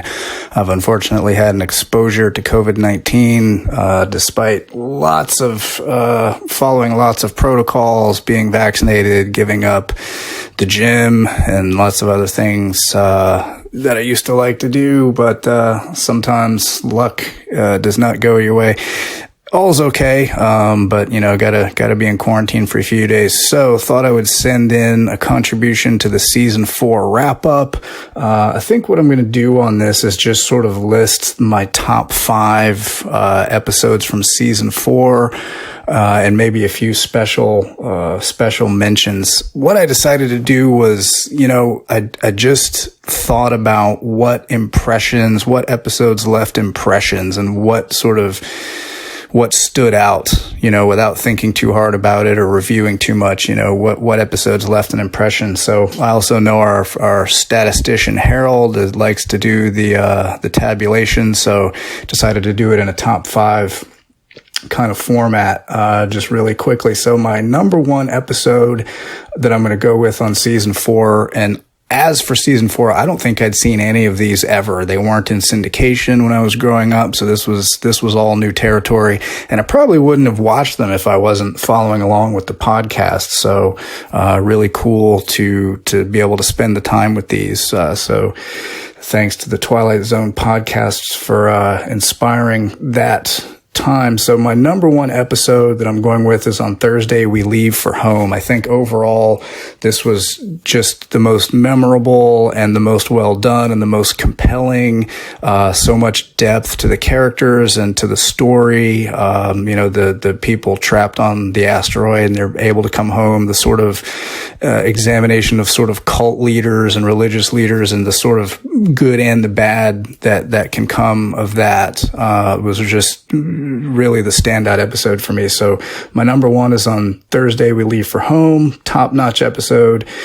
Number two is actually going to be a tie, if I'm allowed to do that. And since I'm making up my own rules, I am allowed to do that.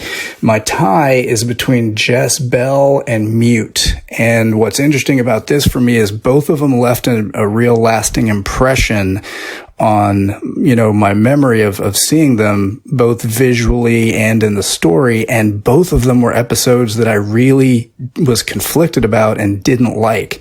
On the one hand, I did like them because they were visually arresting. They were really compelling. They made me think. They made me sort of grapple with myself. But both of them violated one of my favorite things about the Twilight Zone, or patterns of the Twilight Zone, which is the Twilight Zone always puts you in the shoes of the other, and that's what I love about it the most. At the end of the show, you find out you're the alien, you're the other, and so it really compels you to empathy and thinking about what it's like to be the other. And, as somebody who has sort of been different from others, since I was a little kid, all of that is something that really tracks with me. And so in Mute, that was a challenging one because honestly, that character, she had telepathy. She was a mute. She didn't communicate like others did. Instead of the show at the end sort of saying, it's okay to be different. You just have different, qualities and gifts. It sort of had a conformist message. So at the end, you need to be like everybody else. And, the teacher was, really torturing the kid. That was hard to watch. The mother character, the adoptive mother, was sort of, obsessed and manipulative. And so I thought, that's, and the father was that sort of typical 50s man with the pipe, and, like the women are the sort of villains. And so I didn't like that either. But the episode did stand out. It really made me think a lot and sort of made me uncomfortable. And really, art is supposed to make you uncomfortable. So that's why that's a number two. It's also tied with Jess Bell. I think I recorded on Jess Bell. It really stood out. I thought it was visually beautiful, but it had that sort of put us in the shoes of the witch hunters for me. It did flesh out the motivations of the characters and you did empathize with them. But in the end, they turned Jess Bell into a leopard and shoot her to death. I mean, it sort of, to me, was too sort of on the side of the Puritans and the witch hunters, so I didn't like it, but it did make me, it was a conflict and it did make me think, and it did stand out, when I thought back about the season. That was one that stood out. So number three is 30 Fathom Grave. This one just was so simple, but well done. That ringing, that sound that nobody knew what it was. It just was very much like an Edgar Allan Poe, and it was really well done, and it stood out for me. So that's my number three. Number four for me was Printer's Devil, the wonderful Burgess Meredith. It's sort of a well done story. It's kind of a well-trodden ground, but I thought it was really well done. And that one stood out for me a lot. I really enjoyed that one. So that's my number four. Number five, I went with The New Exhibit. It had some flaws for me, but at the same time, I really liked the idea of these wax museum figures. Kind of, did they come to life, or was it really the madness of the person who was obsessed with them, and sort of how it left you to figure out what really happened in the end. I thought that was really well done. I love the use of, shadows and the examinations of the characters, and how, that just stood out to me as a good horror episode. So that's my top five. Special mentions for the season. I really did like this season. Some special mentions are for Cliffordville. I loved, of course, Julie Newmar's performance. That really put that episode over, not just because I'm a fan of hers, but because it was a really, well done performance that made the show better than it would have been. I love love it. It did go over familiar territory, like, walking distance and that sort of you can't go home again theme, but it also gave a really good comeuppance for the villain character based on his own greed and, trying to exploit people and wanting to go back in time for the wrong reasons. You could understand that he wanted to relive the glory years, but he was just about, it was an examination and a excoriation of all of the sort of evils of, rampant capitalism and greed. So I like it for that reason. So that's a special mention. Horace Ford, that was a controversial episode, but a visual that still stands out. When I think of Horace Ford, I think of that last scene with that bully with the missing tooth sitting on top of the lamppost looking really menacing like a gargoyle. And, to have a child be this menacing character, that was a visual that stood out as a real horrific and interesting thing. So I'm going to give a special mention to Horace Ford for that reason. And I think lastly, in his image was also one that I liked and would give a special mention to, but that's too much time for me. I think we're clocking in at 8 minutes. Hopefully I didn't take up too much time there, but that's my top 5 for season 4. Really loved season 4, and it's October time. Hope those that are going to Serling Fest have a great time. Hoping to be there in person next year and to do some of the online stuff. Anyway, cheers everybody. Take care.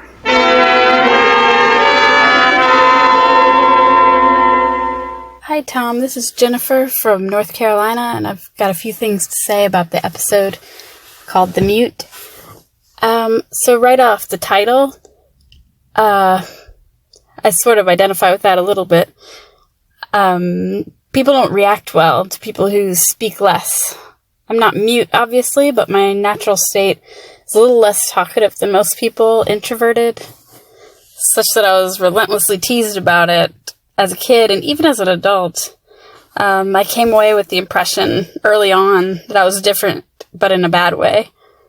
That I should be more like my younger sister, who was called a social butterfly. I was always told to come out of my shell and to get out of my comfort zone. So who I was not acceptable. So I felt initially like I would identify with this mute character, whoever she is. But I'm so conflicted about a lot of things in this episode. Since there was a mute child in this speaking society, I thought I wanted it to be a story about acceptance, like the episodes about aliens, how we think we're so different, but then we accept or embrace the differences, and we find we're quite similar.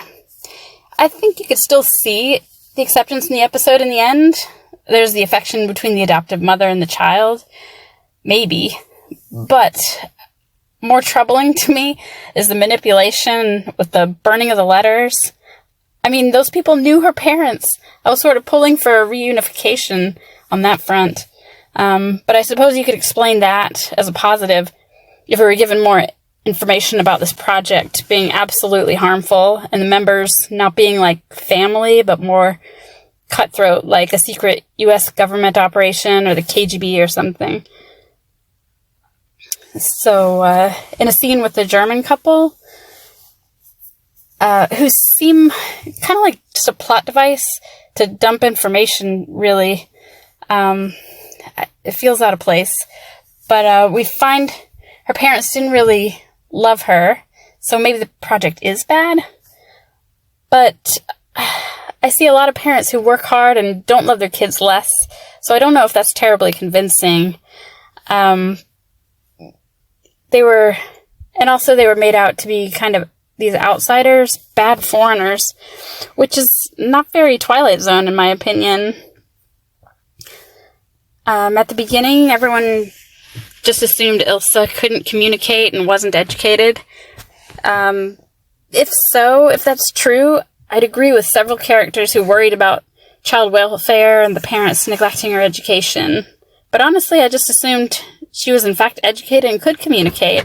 As the evil teacher, bear with me, I I'll explain that.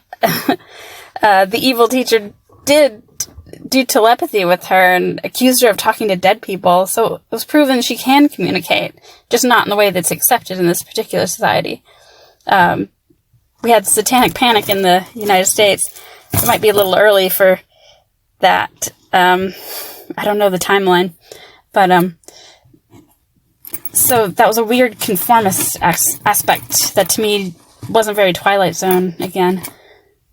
So let me talk about that evil teacher. So, there's several things that just didn't sit well with me and this teacher, even though she was supposed to be teaching her how to speak, which is the key to communicating with everyone.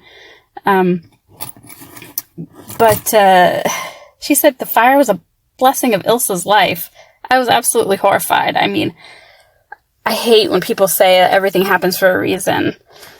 It's possible it provides comfort for some people, maybe the religious people, but I think things just happen sometimes. There's no explanation. I just do not like this woman. This teacher seems to be also a device for maybe misleading us or pushing a theme. She really blames the dead parents. She's really intent on that.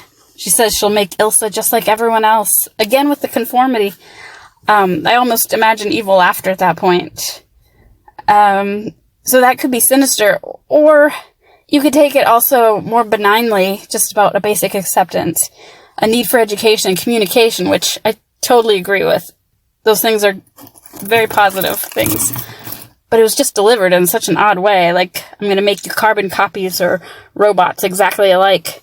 So I would have liked them to do something with the ways people communicate, or that we don't have to be all the same, instead of leaning into that conformity like it feels like he did. Maybe she learns to talk and others learn telepathy.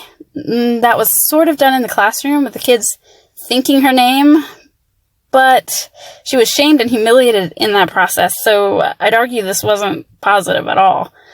I thought for sure the teacher was going to hit her with that ruler, which also just made me flinch. I just didn't understand that if the teacher was supposed to be a positive presence. And the ruler, and she accused her of being a medium and really got up in her face. It was just... I just didn't see that as a positive at all either. And I know in the end, the point was supposed to be love casting out fear. And I think it's an okay theme, and I think there's enough to support that. They're happy enough at the end, it looks like. But I felt some of the things the mother and the teacher did were just borderline abusive and maybe diabolical, and there were just too many things that pushed conformity where Twilight Zone usually doesn't. And also, this girl had a gift. She may have been born with it, whereas her parents had to learn the telepathy. So, I mean, somebody who's special like that has to suppress this gift to gain her mother's new love? What kind of lesson is that? But if the project is in fact sinister, maybe it represents the seed of fascism or some ideology that breeds fear in the adherents. You might get that theme of love casting out fear a little clearer. It just wasn't so clear to me.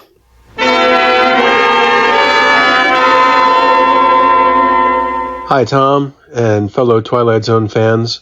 This is Chip from Washington, D.C. with thoughts on Season 4 of the original series. I'm going to do a bottom 5, top 5 kind of thing. I'm going to start with the bottom 5 so I can end on a good note. I think my least favorite episodes of this season were Jess Bell.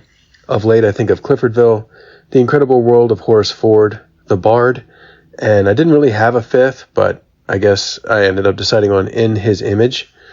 In Cliffordville and the Horace Ford, I just really didn't like the actors. I really didn't like the choice of voice inflection the guy did in Cliffordville. And in Horace Ford, he just didn't strike me very much. I also really didn't like the character of Horace Ford itself. It just really annoyed me. The Bard, I didn't even remember until doing this recap. And I don't really have anything against In His Image, like I said, but in looking at it, all the episodes of the season, I like the other 13 better than this one. Out of these 5, I really disliked Jess Bell. I feel a bit unjustified because I can't truly describe why. It's been a few years since I've seen it. I don't remember it that clearly, even listening to your episode on it, Tom. I just remember disliking it so much that I don't want to watch it again.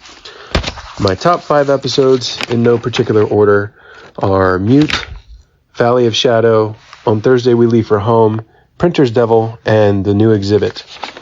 For Mute, I remember being really affected by this episode. I thought the idea of raising a telepathic child or children around the world was pretty interesting. And I really felt the tragedy for Ilsa losing her family, because for her, they weren't just quote unquote like exterior family members that, say they love you and give you hugs and affection.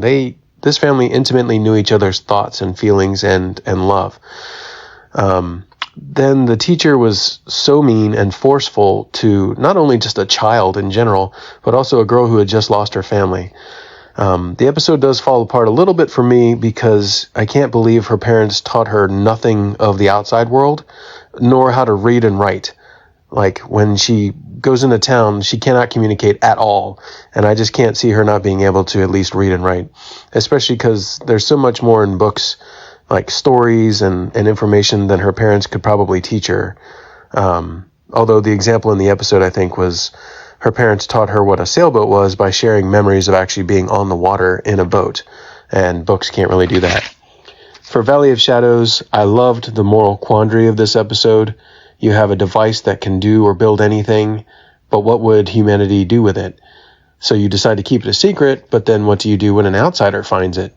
These are really great things to think about. In the episode, I think Philip, he makes a gun, and the townspeople remark that that's the first thing he did with it. But it was kind of a catch-22. Philip, they were keeping him there against his will, so the only way to get out was to get a weapon. So yeah, it was a really interesting episode. The weak part for this one for me was the almost instantaneous love story. There was nothing to make these two characters really attract to each other, and her to change her stance against the town. But on Thursday We Leave for Home, in listening to your episode on this, Tom, and the listener opinions, I found that I have a different take on Benteen's motivation than you all did. It seems like you all thought he had a sudden power trip, or that he became he just wanted to hang on to his power and that I'm in charge. But I saw it as a desperation move to keep everyone together. All the colonists had started talking about going their separate ways once they got back to Earth, and that's when his mentality starts to change. He was fine with the prospect of going back to Earth, but then he was talking about, hey, when we get back, we'll keep this group together. We're going to stay together. And everyone's like, no, I'm going to go here and see my old family or relatives, great-grandparents, whatever. I also really liked the acting in this episode and the sets and costumes. You could really feel the heat and grunginess just looking at the colonists and what life must have been like on that planet. For Printer's Devil, kind of like my bottom 5, I didn't really have a 5th. So this one, I didn't really have a 5th either. But I put it in because of Burgess Meredith. He's really great. And, he's the playful devil, kind of messing things up. It was just a really fun episode. And then last but not least is The New Exhibit. I'm a big fan of horror genres, and right from jump, meeting Martin and the wax figures, this episode had that feeling of something is going to go bad. Again, when I listened to your episode on this, and it was either you or your listener feedback, someone mentioned that it may have been Martin killing everyone all along. I never really considered that the first time I saw it. I just thought it was just simply the wax figures come to life. But I've really come to like that theory, and the next time I watch this episode, I'm going to keep an eye out for that. Anyway, thanks for your coverage of Season 4, and I look forward to Season 5, and my full rankings are in the email. Thank you.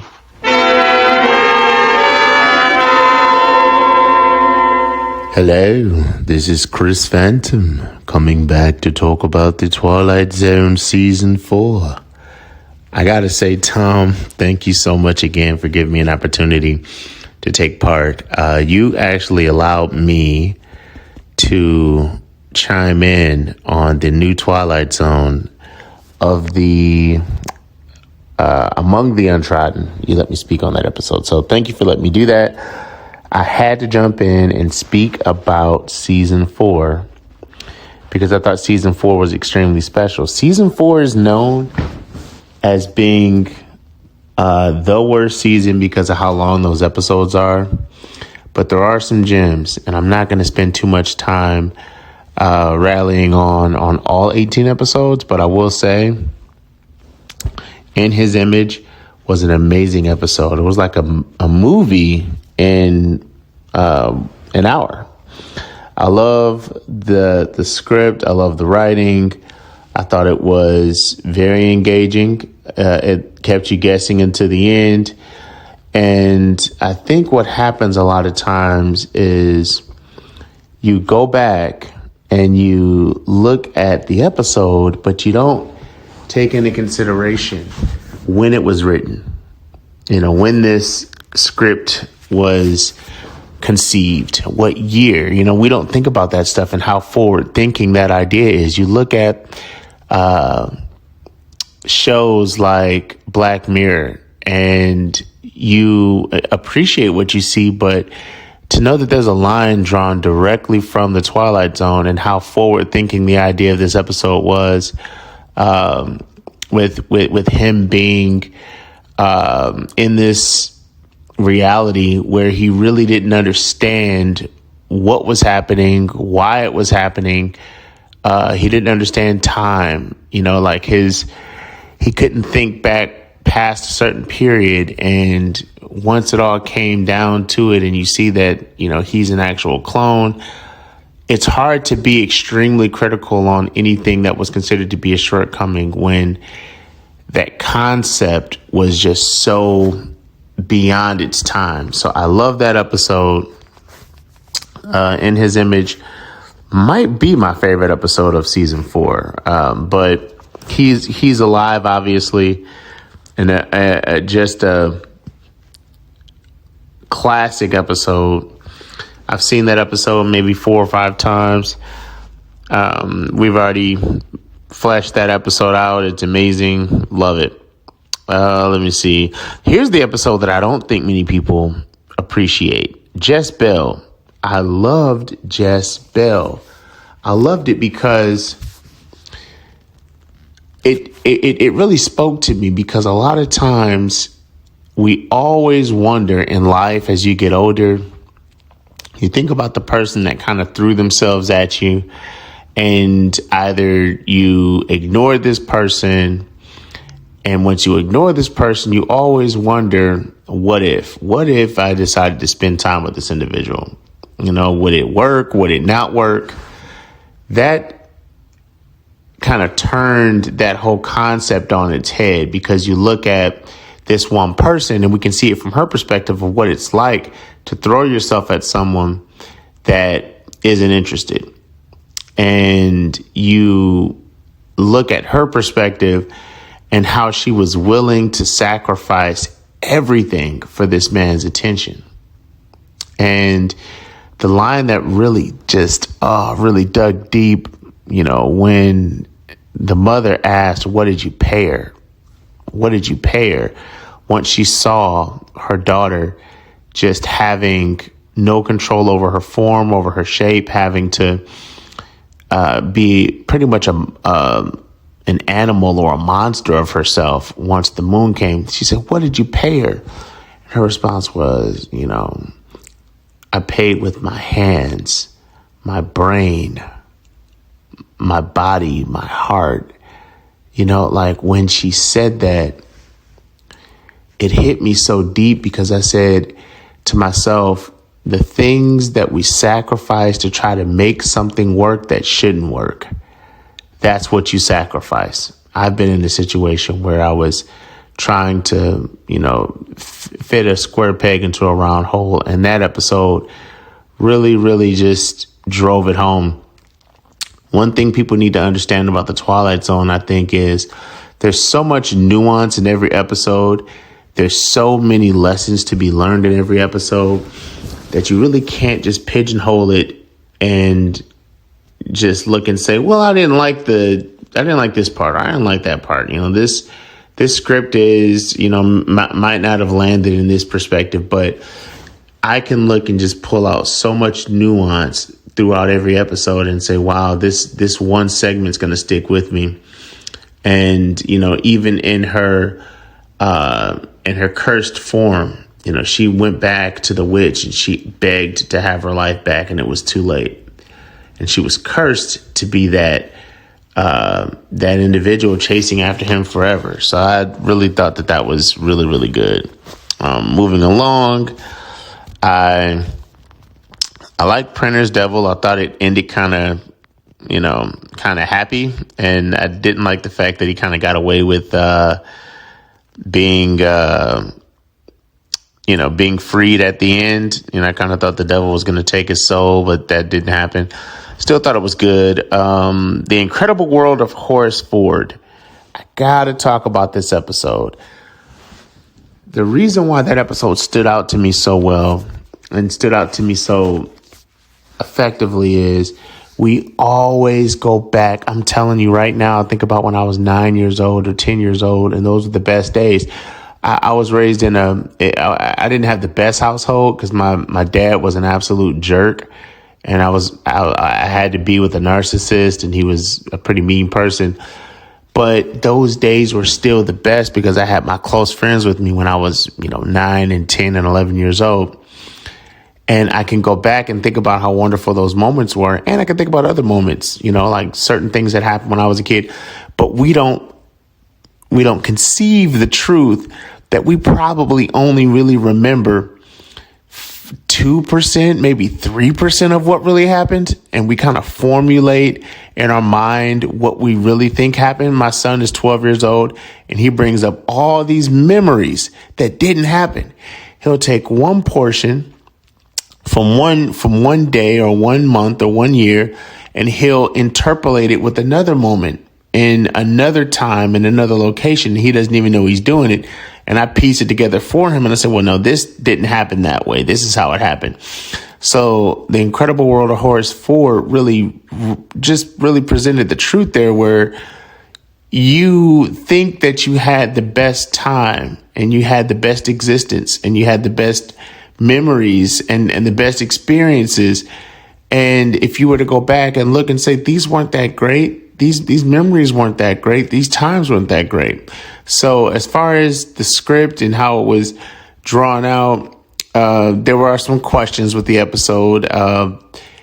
Was that little boy real? Was he not real? As far as the kid that would come and knock on Horace's door. Don't really know if that really happened, if he was really there or not or whatnot. But there's a few things you piece together. He was a little anxious, Horace, and you look and say, well, is he somebody with emotional issues? Does he have, mental issues? Was he somebody that, was disturbed in one way or another? You'd ask those questions, but I really liked that episode. I really liked how it was written. And just to wrap things, I would say that On Thursday We Leave for Home was just a great episode. Love that episode so much because I was raised with a narcissist. My dad is a narcissist. He's almost 70, and he's probably the, most arrogant person there is. That episode really showed the definition of the God complex and how important you feel like you are, and how important control is. And once he was in a position to relinquish control, it was impossible for him to do. Narcissists are cursed because they will die unchanged. And he was afraid of change, so he decided to die alone. But that's my recap on the season. I thought it was really, really good. I love the hour episodes. The majority of them were very good. Obviously, The Bar was one of the worst episodes of all time. It was trash. You talked about it. He tried to be funny with the script. It wasn't. It was very annoying to me, and the season would have been better without it. And there was no nuance to that episode. I could not pull anything out of it that was good outside of the Marlon Brando impersonation by Burt Reynolds. That's all I got. Thank you guys again. Thank you, Tom, and thank you all for listening. I will see you again in season 5.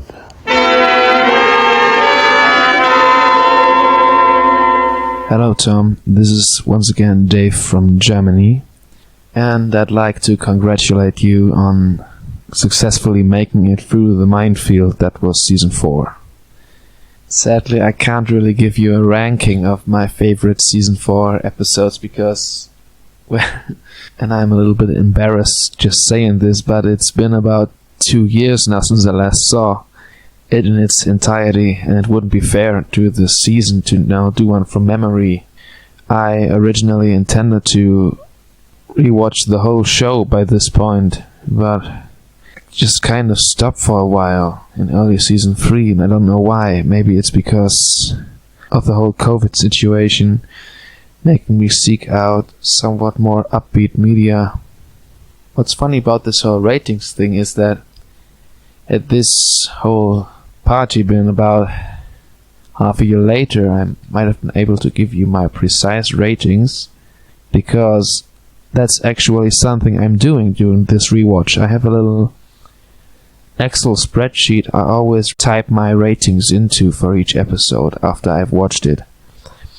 My goal with this was to basically chart where the show's decline may have started, where it might have hit a lull, or where its peak was, really, when just looking at admittedly subjective ratings. For instance, I don't know what you thought of The Bard, but I guess I will by the time this comes out. I know that even that episode has its defenders, and I'm just not one of them. I think it's horrible. Just like how my favorite Twilight Zone episodes is one of the most hated episodes. For some reason, I can't see why. I absolutely love this one. That being Come Wander With Me.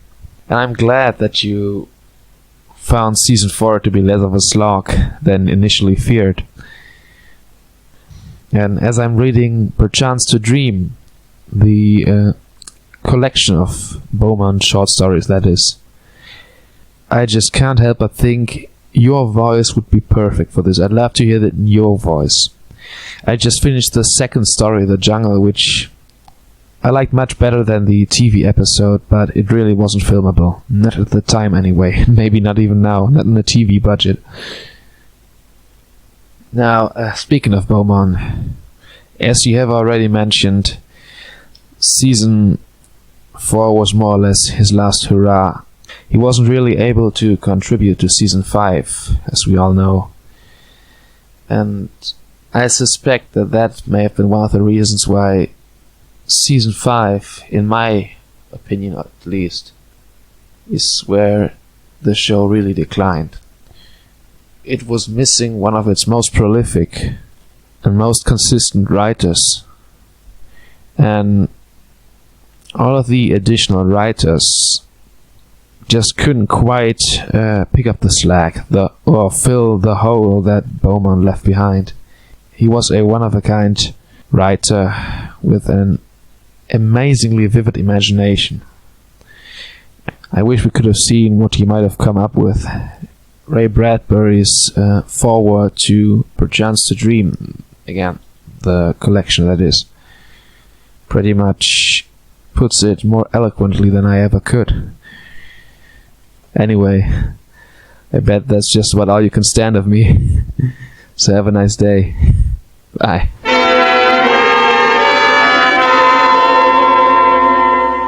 Hi Tom, Trevor from Ireland here, long time listener, listening maybe a year and a half, and myself and my daughter and son have actually listened to all the podcast episodes in that time.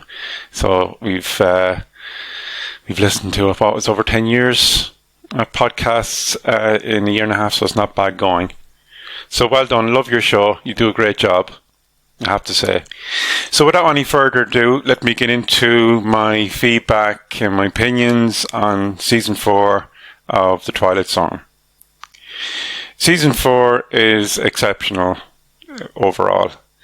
But even though I'm saying it is exceptional, it's still, for me, it ties with Season 5 as the weakest season of the 5. That's not too much of a disservice to pay it, because Seasons 1 to 3, the quality was, just so exceptional. But Season 4 is still up there. There's 18 episodes in the season, and I break them down like this. So 3 episodes stand out way above the rest. I think 3 of the 18 make the top, very, very top tier Twilight Zone for me. And those 3 episodes are as follows. Number 1, Dead Ship. It's a fantastic episode. Really enjoyed this one. Jack Klugman, as ever, is amazing, as are all the actors in this episode. Great story, great mystery, and it just keeps you guessing until the end. And I just love it. And so that's a 10 out of 10 episode for me. Brilliant. The second episode I feel isn't the top tier is the new exhibit. So the new exhibit, it's very scary. A lot of tension in there all the way through. Great story. It's just very well done. Very well done. The end of it is amazing as well. Loved it. So this one for me, 10 out of 10. Just loved the new exhibit as well. And the third top tier Twilight Zone episode of Season 4 is On Thursday We Leave for Home. So what an amazing story, what an amazing episode. It's just brilliant from start to finish. And I've watched it so many times. This one is, if push came to shove, probably my favourite of the season. It's just there's so many amazing lines in it. You just never get tired of hearing so many truths about the beautiful earth that we live in. We live on. It's an amazing story, and just like the new exhibit, it has a really, really memorable ending as well. For me, they're the 3 best episodes of the season. After that, we have, in my book, 14 episodes that are either good to very good. It starts off the first episode in his image, which is good. In 30 Fathom Grave, I enjoyed that. The Valley of the Shadow was very good. He's Alive, yeah, that's good. Mute, Jess Bell, Miniature, they're all, for me, in my book, good episodes. Same as Printer's Devil, No Time Like the Past. My Parallel is a really good one. It's a really great episode as well. I Dream of Jeannie is probably, it's good, but to me it's the second weakest episode of the season. Of late, I think of Clifferville, The Incredible World of Horace Ford, and Passage on the Lady Anne. I think all of them are good as well.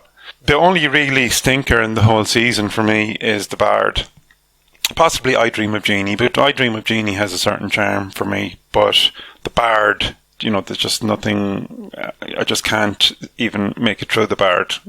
So it's something that just not for me. The Bard. So overall, season 4 was really, really top notch, and it's well worth seeing. I know I really don't like going into exactly what I don't like about some of the episodes, because they are what they are, and we're lucky to have them, So I'm just appreciative of all the great work from all the people behind it. Obviously Rod and all the great writers that were part of not only season 4 but of the Twilight Zone as a whole in its initial run. So Tom, that's my feedback. Keep up the great work that you do, and I know it's taking you quite a long time to get to the end of season 4, but I'm looking forward to the episodes in season 5. There's some great ones that coming up in season 5, like Living Doll, Nightmare at 20,000 Feet, Old Man in the Cave, The Masks, number 12 looks just like you. So there's these are the ones that just come to mind. So there's some great episodes that are coming yet. So anyway, I'll leave it at that, And keep up the great work, and we'll talk to you soon.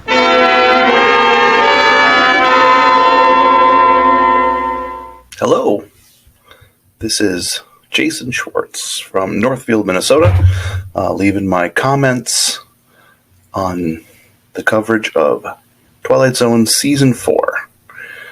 I'd just really like to say that I was really looking forward to the Season 4 coverage, and it did not disappoint listening to all of your feedback and what Tom had to say, and the in-depth coverage that has really made me appreciate some of these episodes that I didn't like as much and now like a whole lot more.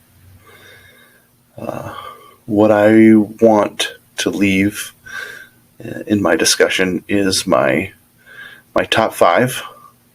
I will have sent off my entire list, so Harold can make his list.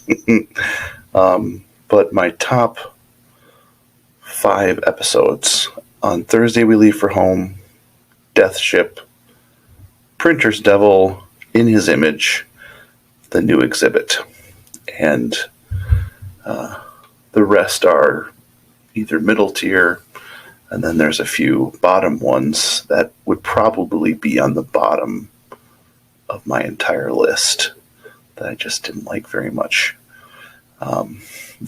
Our format was challenging. Twilight Zones really are best kept in the 30-minute range. Even though these top 5 for me that are in my top tier of all episodes, I think really did the hour format well. And I kind of put together a few things that I think make a good hour-long Twilight Zone episode. The first is suspenseful pacing. Something that keeps you guessing. Something that has maybe 3 or more Twilight Zone events that combine to make this entire hour episode. And I think my top 5 do that well. I really like In His Image. I know it's not some people's favorites, but I think it does this good job of leading you through the story, where you get these little Twilight Zone reveals, and it keeps you going, and you don't think about how long the episode is. At least I don't. In the beginning, you're like, what's going on? He's getting these weird sounds. He's pushing a lady into a subway. It's very confusing. And he gets these little reveals. You know, he's in his own town, and the buildings aren't right. It's getting weirder and weirder. All of a sudden, he sees that he's a robot. Like, a reveal, a reveal, a reveal. A suspenseful pacing that keeps you invested, almost wanting more.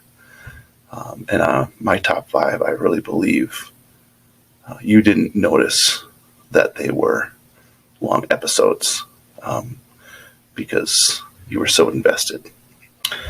Which kind of leads to my next point, which is an incredible and exciting journey, like a book you just can't put down. The journey's so good, you need to see the end. Especially like Death Ship, where so much is going on.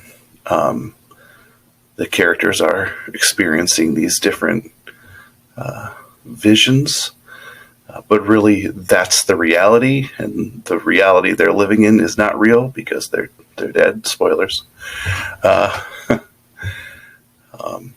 You're enthralled. You want to see this go. Where is it going? Incredible and exciting journey. Another one I think is characters worth investing your time in. A lot can be overlooked in a character when it's only half an hour, like that. You can overlook a lot and go, "Oh, I get it. I get where they're going." They got 25 minutes to tell the story. When it's longer, if you don't put in the work, the writing work, and the acting work, to make that believable and make that a character that I can either connect with. Either I connect with them because I want to see good happen to them, or I connect with them because they're so vile or whatever. Like you're drawn to the devil in the printing press because he's so dastardly. But characters that you're willing to put that long of time into watching. I like when I watch In His Image. I like Walter Talbot. I'm rooting for Douglas Winter in the Printer's Devil, and I sympathize with Captain Benteen on Thursday We Leave for Home. Loss and feeling important, and all of a sudden not feeling important, and I'm contemplating reality with the crew of the Star Cruiser or Space Cruiser E-89 in Death Ship, and then one that might not be as foundational as those is the suspension of a disbelief that doesn't break the bank. And that's sometimes what I don't like about some of my least favorite episodes. Of late, I think of Cliffordville is on my bottom. And I can't get over that. The devil wants money. That just doesn't make sense to me. So I can't really continue on in the thought process. Also in the show, in the episode Valley of Shadow, the idea that these super technological races, like, oh, wait, we can erase your memory. The hook kind of loses it for me. It's so far like, that was really like convenient for an hour. Like if it was a half hour, for a whole hour, it feels like you were tricking me. You were tricking me the whole time, and not in a good way, tricking me in a bad way. The most surprising and wonderful thing that happened to me during the season 4 was on Thursday We Leave for Home, which was my number one, and it's because I'd never seen it before. I'd only seen like the last 10 seconds of it. I'd always fall asleep during the marathons, and I had never actually watched it before. And watching it for the first time when we were going through it was amazing. I don't know if it's just because it's nostalgia, because it's and I think I've said this, because it was new, but I just think it's a home run Twilight Zone episode. It has the pacing, it has the journey, it has characters that I am willing to spend my time in, and it is, perfect science fiction, which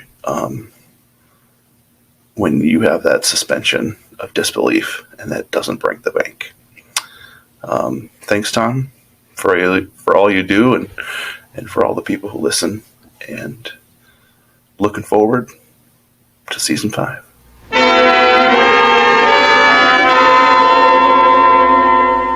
Hey Tom, it's Amy from Aftermath. Thanks for covering season 4 so well and being that personified Twilight Zone encyclopedia we've come to love. Season 4 is a bit of a funny one, isn't it? I'm not sure how many fans think back to season 4 as their favourite collection of episodes, but I think it's been given a bit of a hard time actually. I know the move to the hour-long format wasn't an easy transition for some viewers, and there can be some sort of negativity loaded into watching it for the first time, but I do like to keep an open mind and find things to enjoy, even in those episodes that might not be my favourite, and I definitely managed to do that with season 4, so I was kind of happy about that.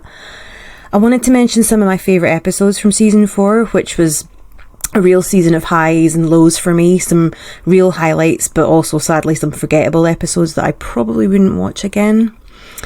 The first one I wanted to mention was the 30 Fathom Grave. I think I actually mentioned this at the time in some listener feedback. I really enjoyed the hour-long format here. You know, it allowed for more time to build up that foreboding feeling that I thought was a really important part of the episode. In fact, one of my few criticisms of that was that they didn't let that linger on. You know, they didn't spend more time building it up, but I think they could have taken more time to sort of draw out the mystery and the suspense angle on it, but I suspect I'm the minority on that one, so I'll have to forgive them. It was interesting because I wasn't sure that in his image, so the first episode really benefited from the hour-long format, and I was a little worried that this didn't bode well for the fourth season as a whole, but 30 Fathom Grave sort of turned me around on that one. From what I understand, it wasn't a very popular episode, and it was probably the subtle horror elements that I actually liked most about it.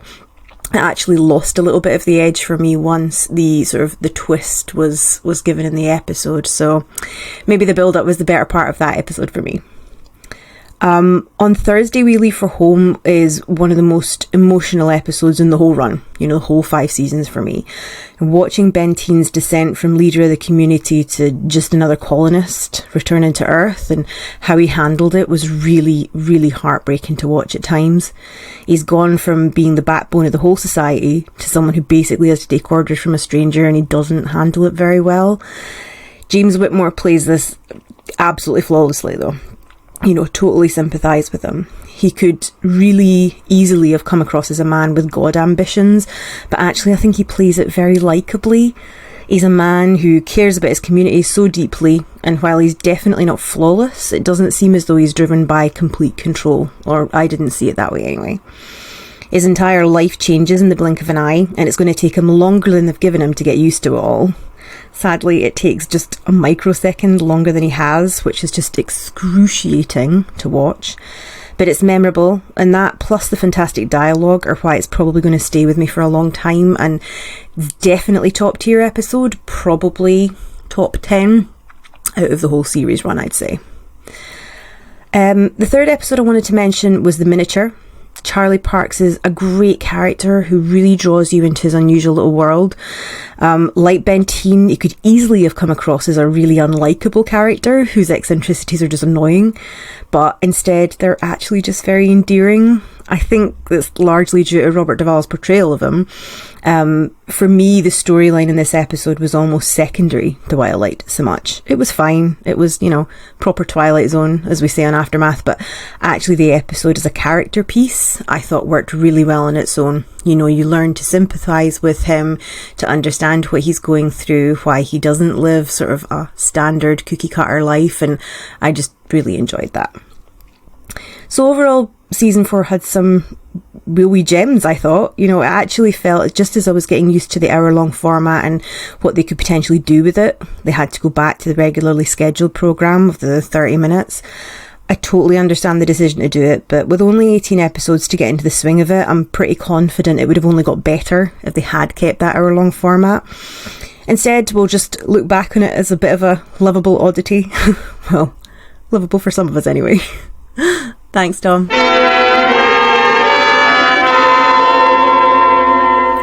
Hello, Tom. Roger Moore coming at you from Brownwood, Texas. Wanted to start off by saying, looks like I'm about a decade late and way more than $1 short when it comes to the Twilight Zone podcast. I recently discovered your podcast back in April. It was around the time of Cliffordville, I believe. I wish I would have discovered it a little bit sooner, because unfortunately most of my favorite episodes have already been covered, talked about, and reviewed by most of everyone that listens. However, better late than never, I guess. So with that said, I guess I'll leave my feedback about Season 4.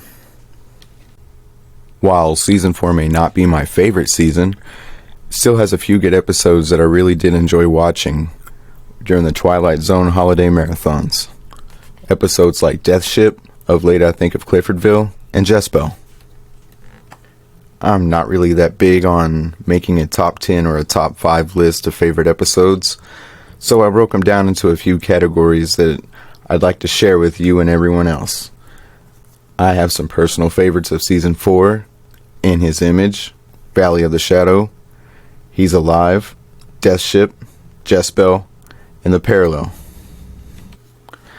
Episodes that I believe are classic in my opinion: Death Ship, Printer's Devil, Of Late I Think of Cliffordville, On Thursday We Leave for Home, and The New Exhibit.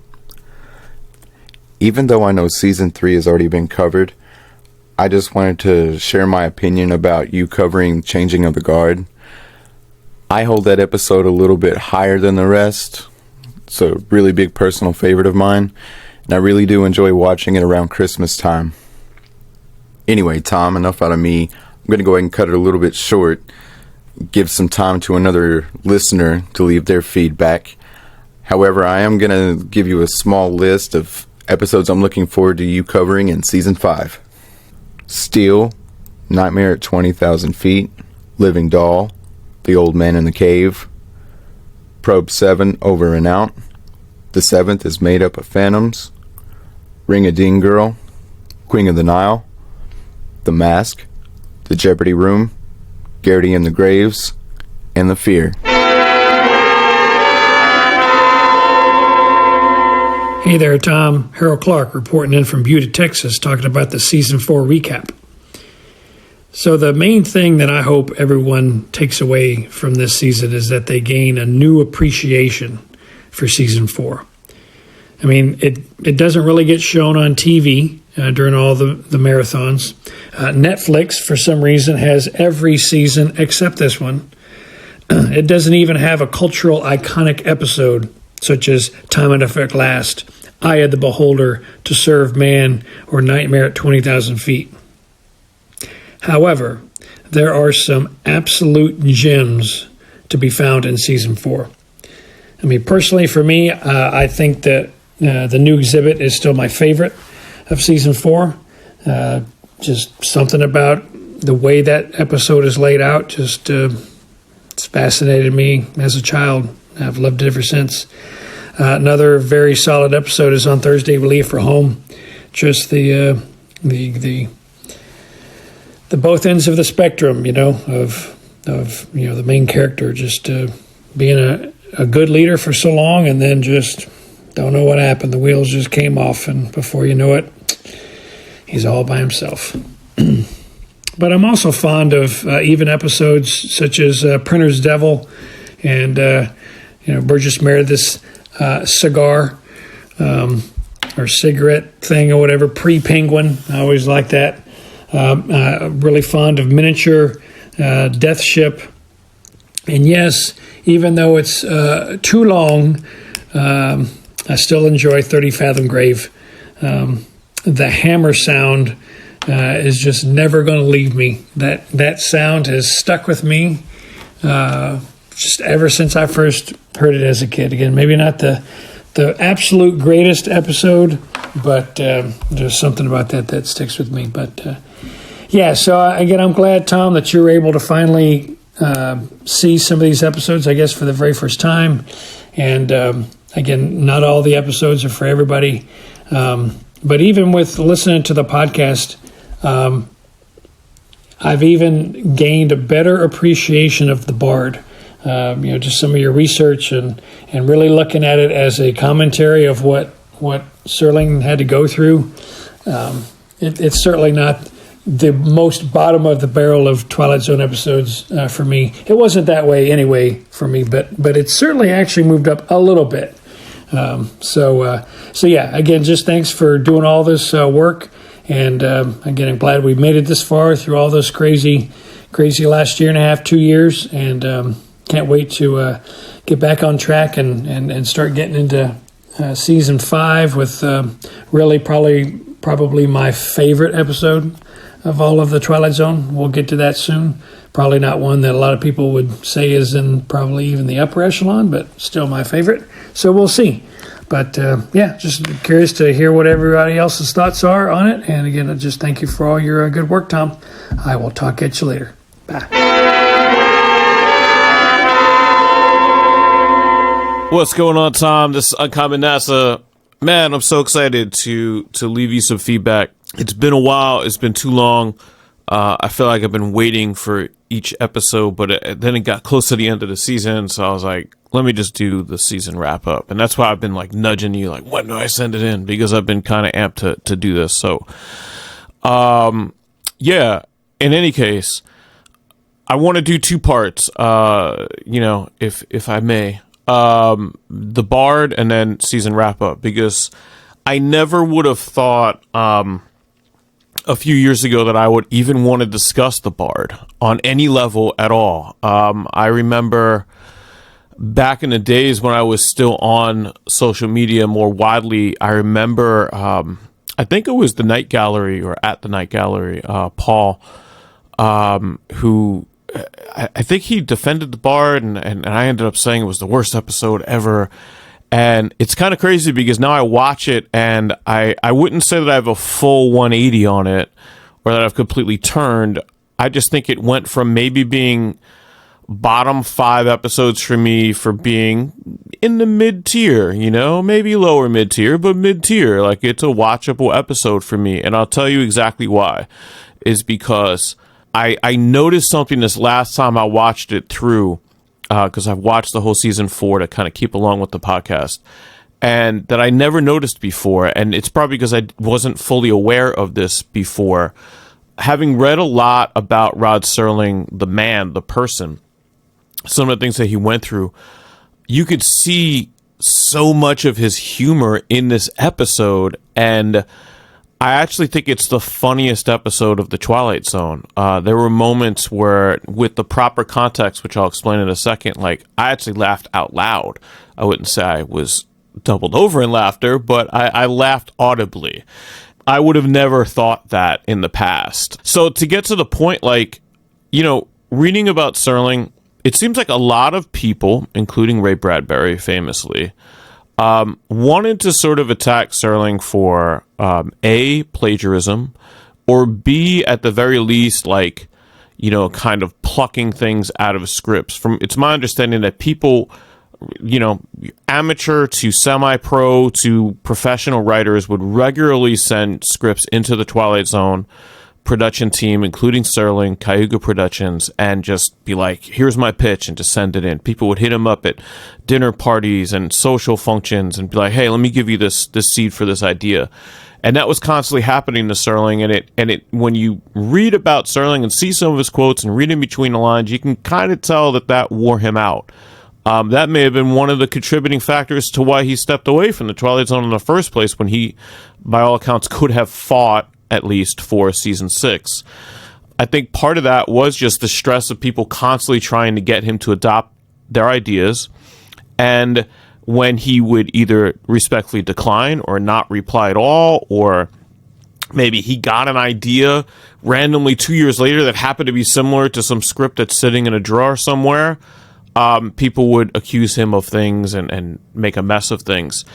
And, to speak in 2020's terms, this is Serling getting straight at his haters. Like, this is like him belittling all of these people that would be amateur to semi-professional writers that thought that they were as good as a seasoned veteran like Rod Serling or anyone else that he worked with regularly.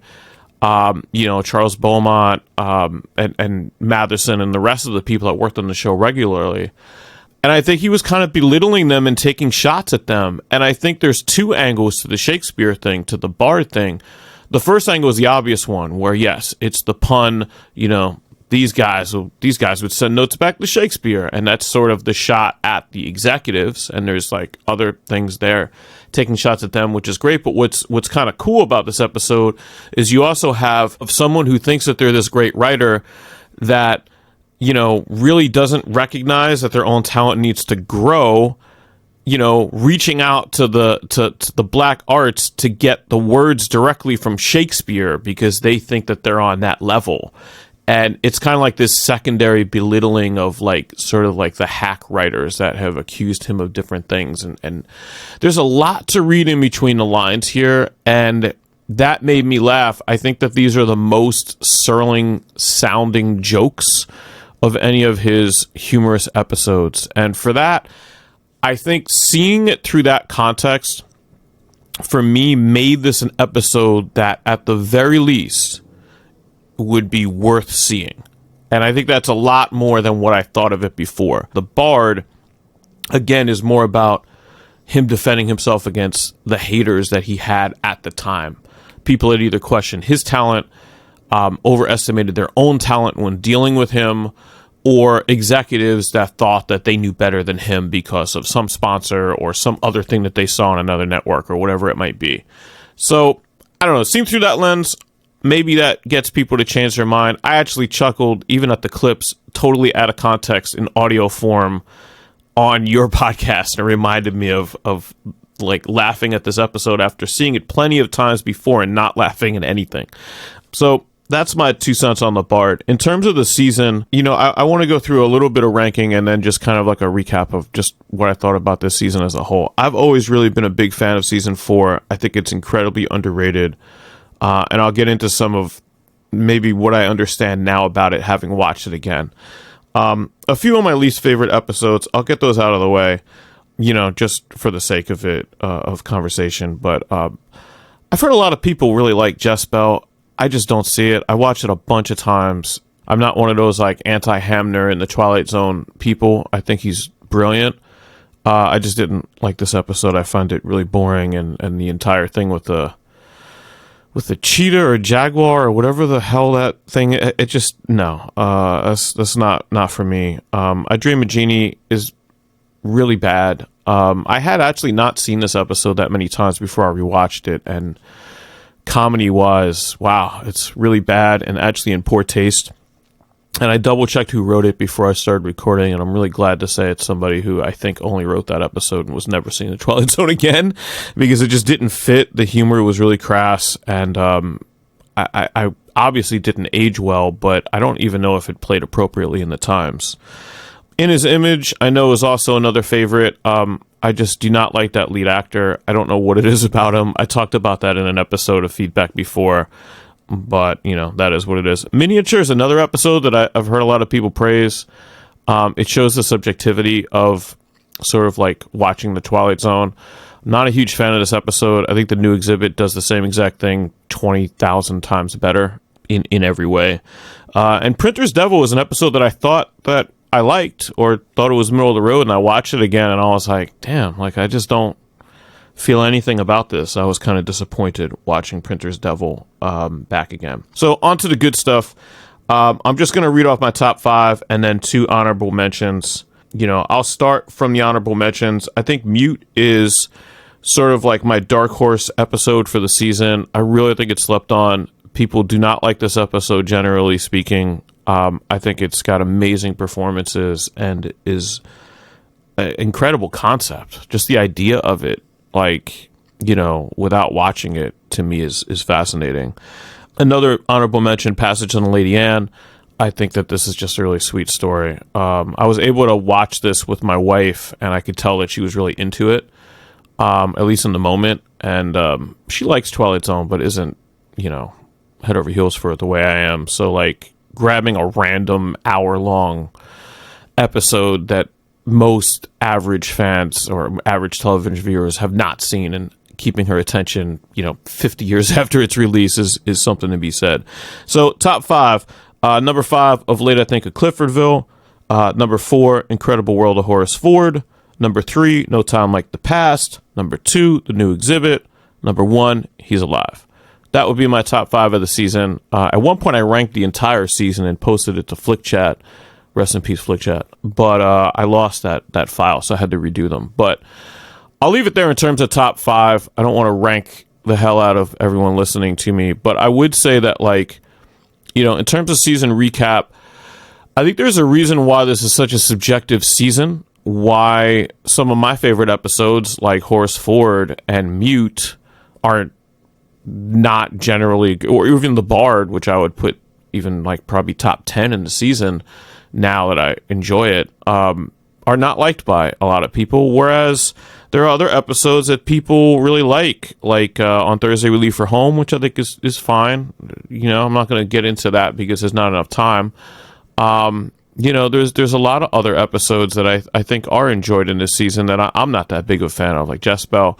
And I think a lot of the reason for the subjectivity being so huge is obviously the time length, the way that it's written is different. But I think this is the season of extremes. I think that's the key takeaway after watching a whole season.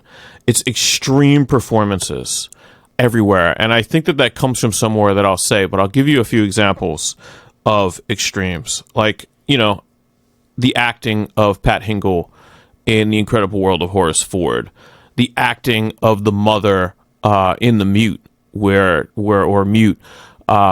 she just, that scene to me is so cutting and so real when her daughter, the flashback where the daughter is brought back to her by the cops who tried to save her from drowning but wasn't drowned. I mean, if that doesn't hit you, either you've watched too much television or I don't know, I thought it was incredible. I understand how that could be seen as overacting, but how do you overact something that horrific, especially in the confines of late 50s, or in this case, early 60s black and white television? Salmi's performance in Cliffordville sometimes is said to be overacted. Everything about No Time Like the Past, the heavy-handed writing, the wording, the dialogue, which I eat up, but I know, some people think is heavy-handed. The bard and the performances, having someone literally dressed as Shakespeare walking around talking with a Shakespearean accent, and he's alive, where literally Hitler shows up. Spoiler alert. But they really went for it in season 4.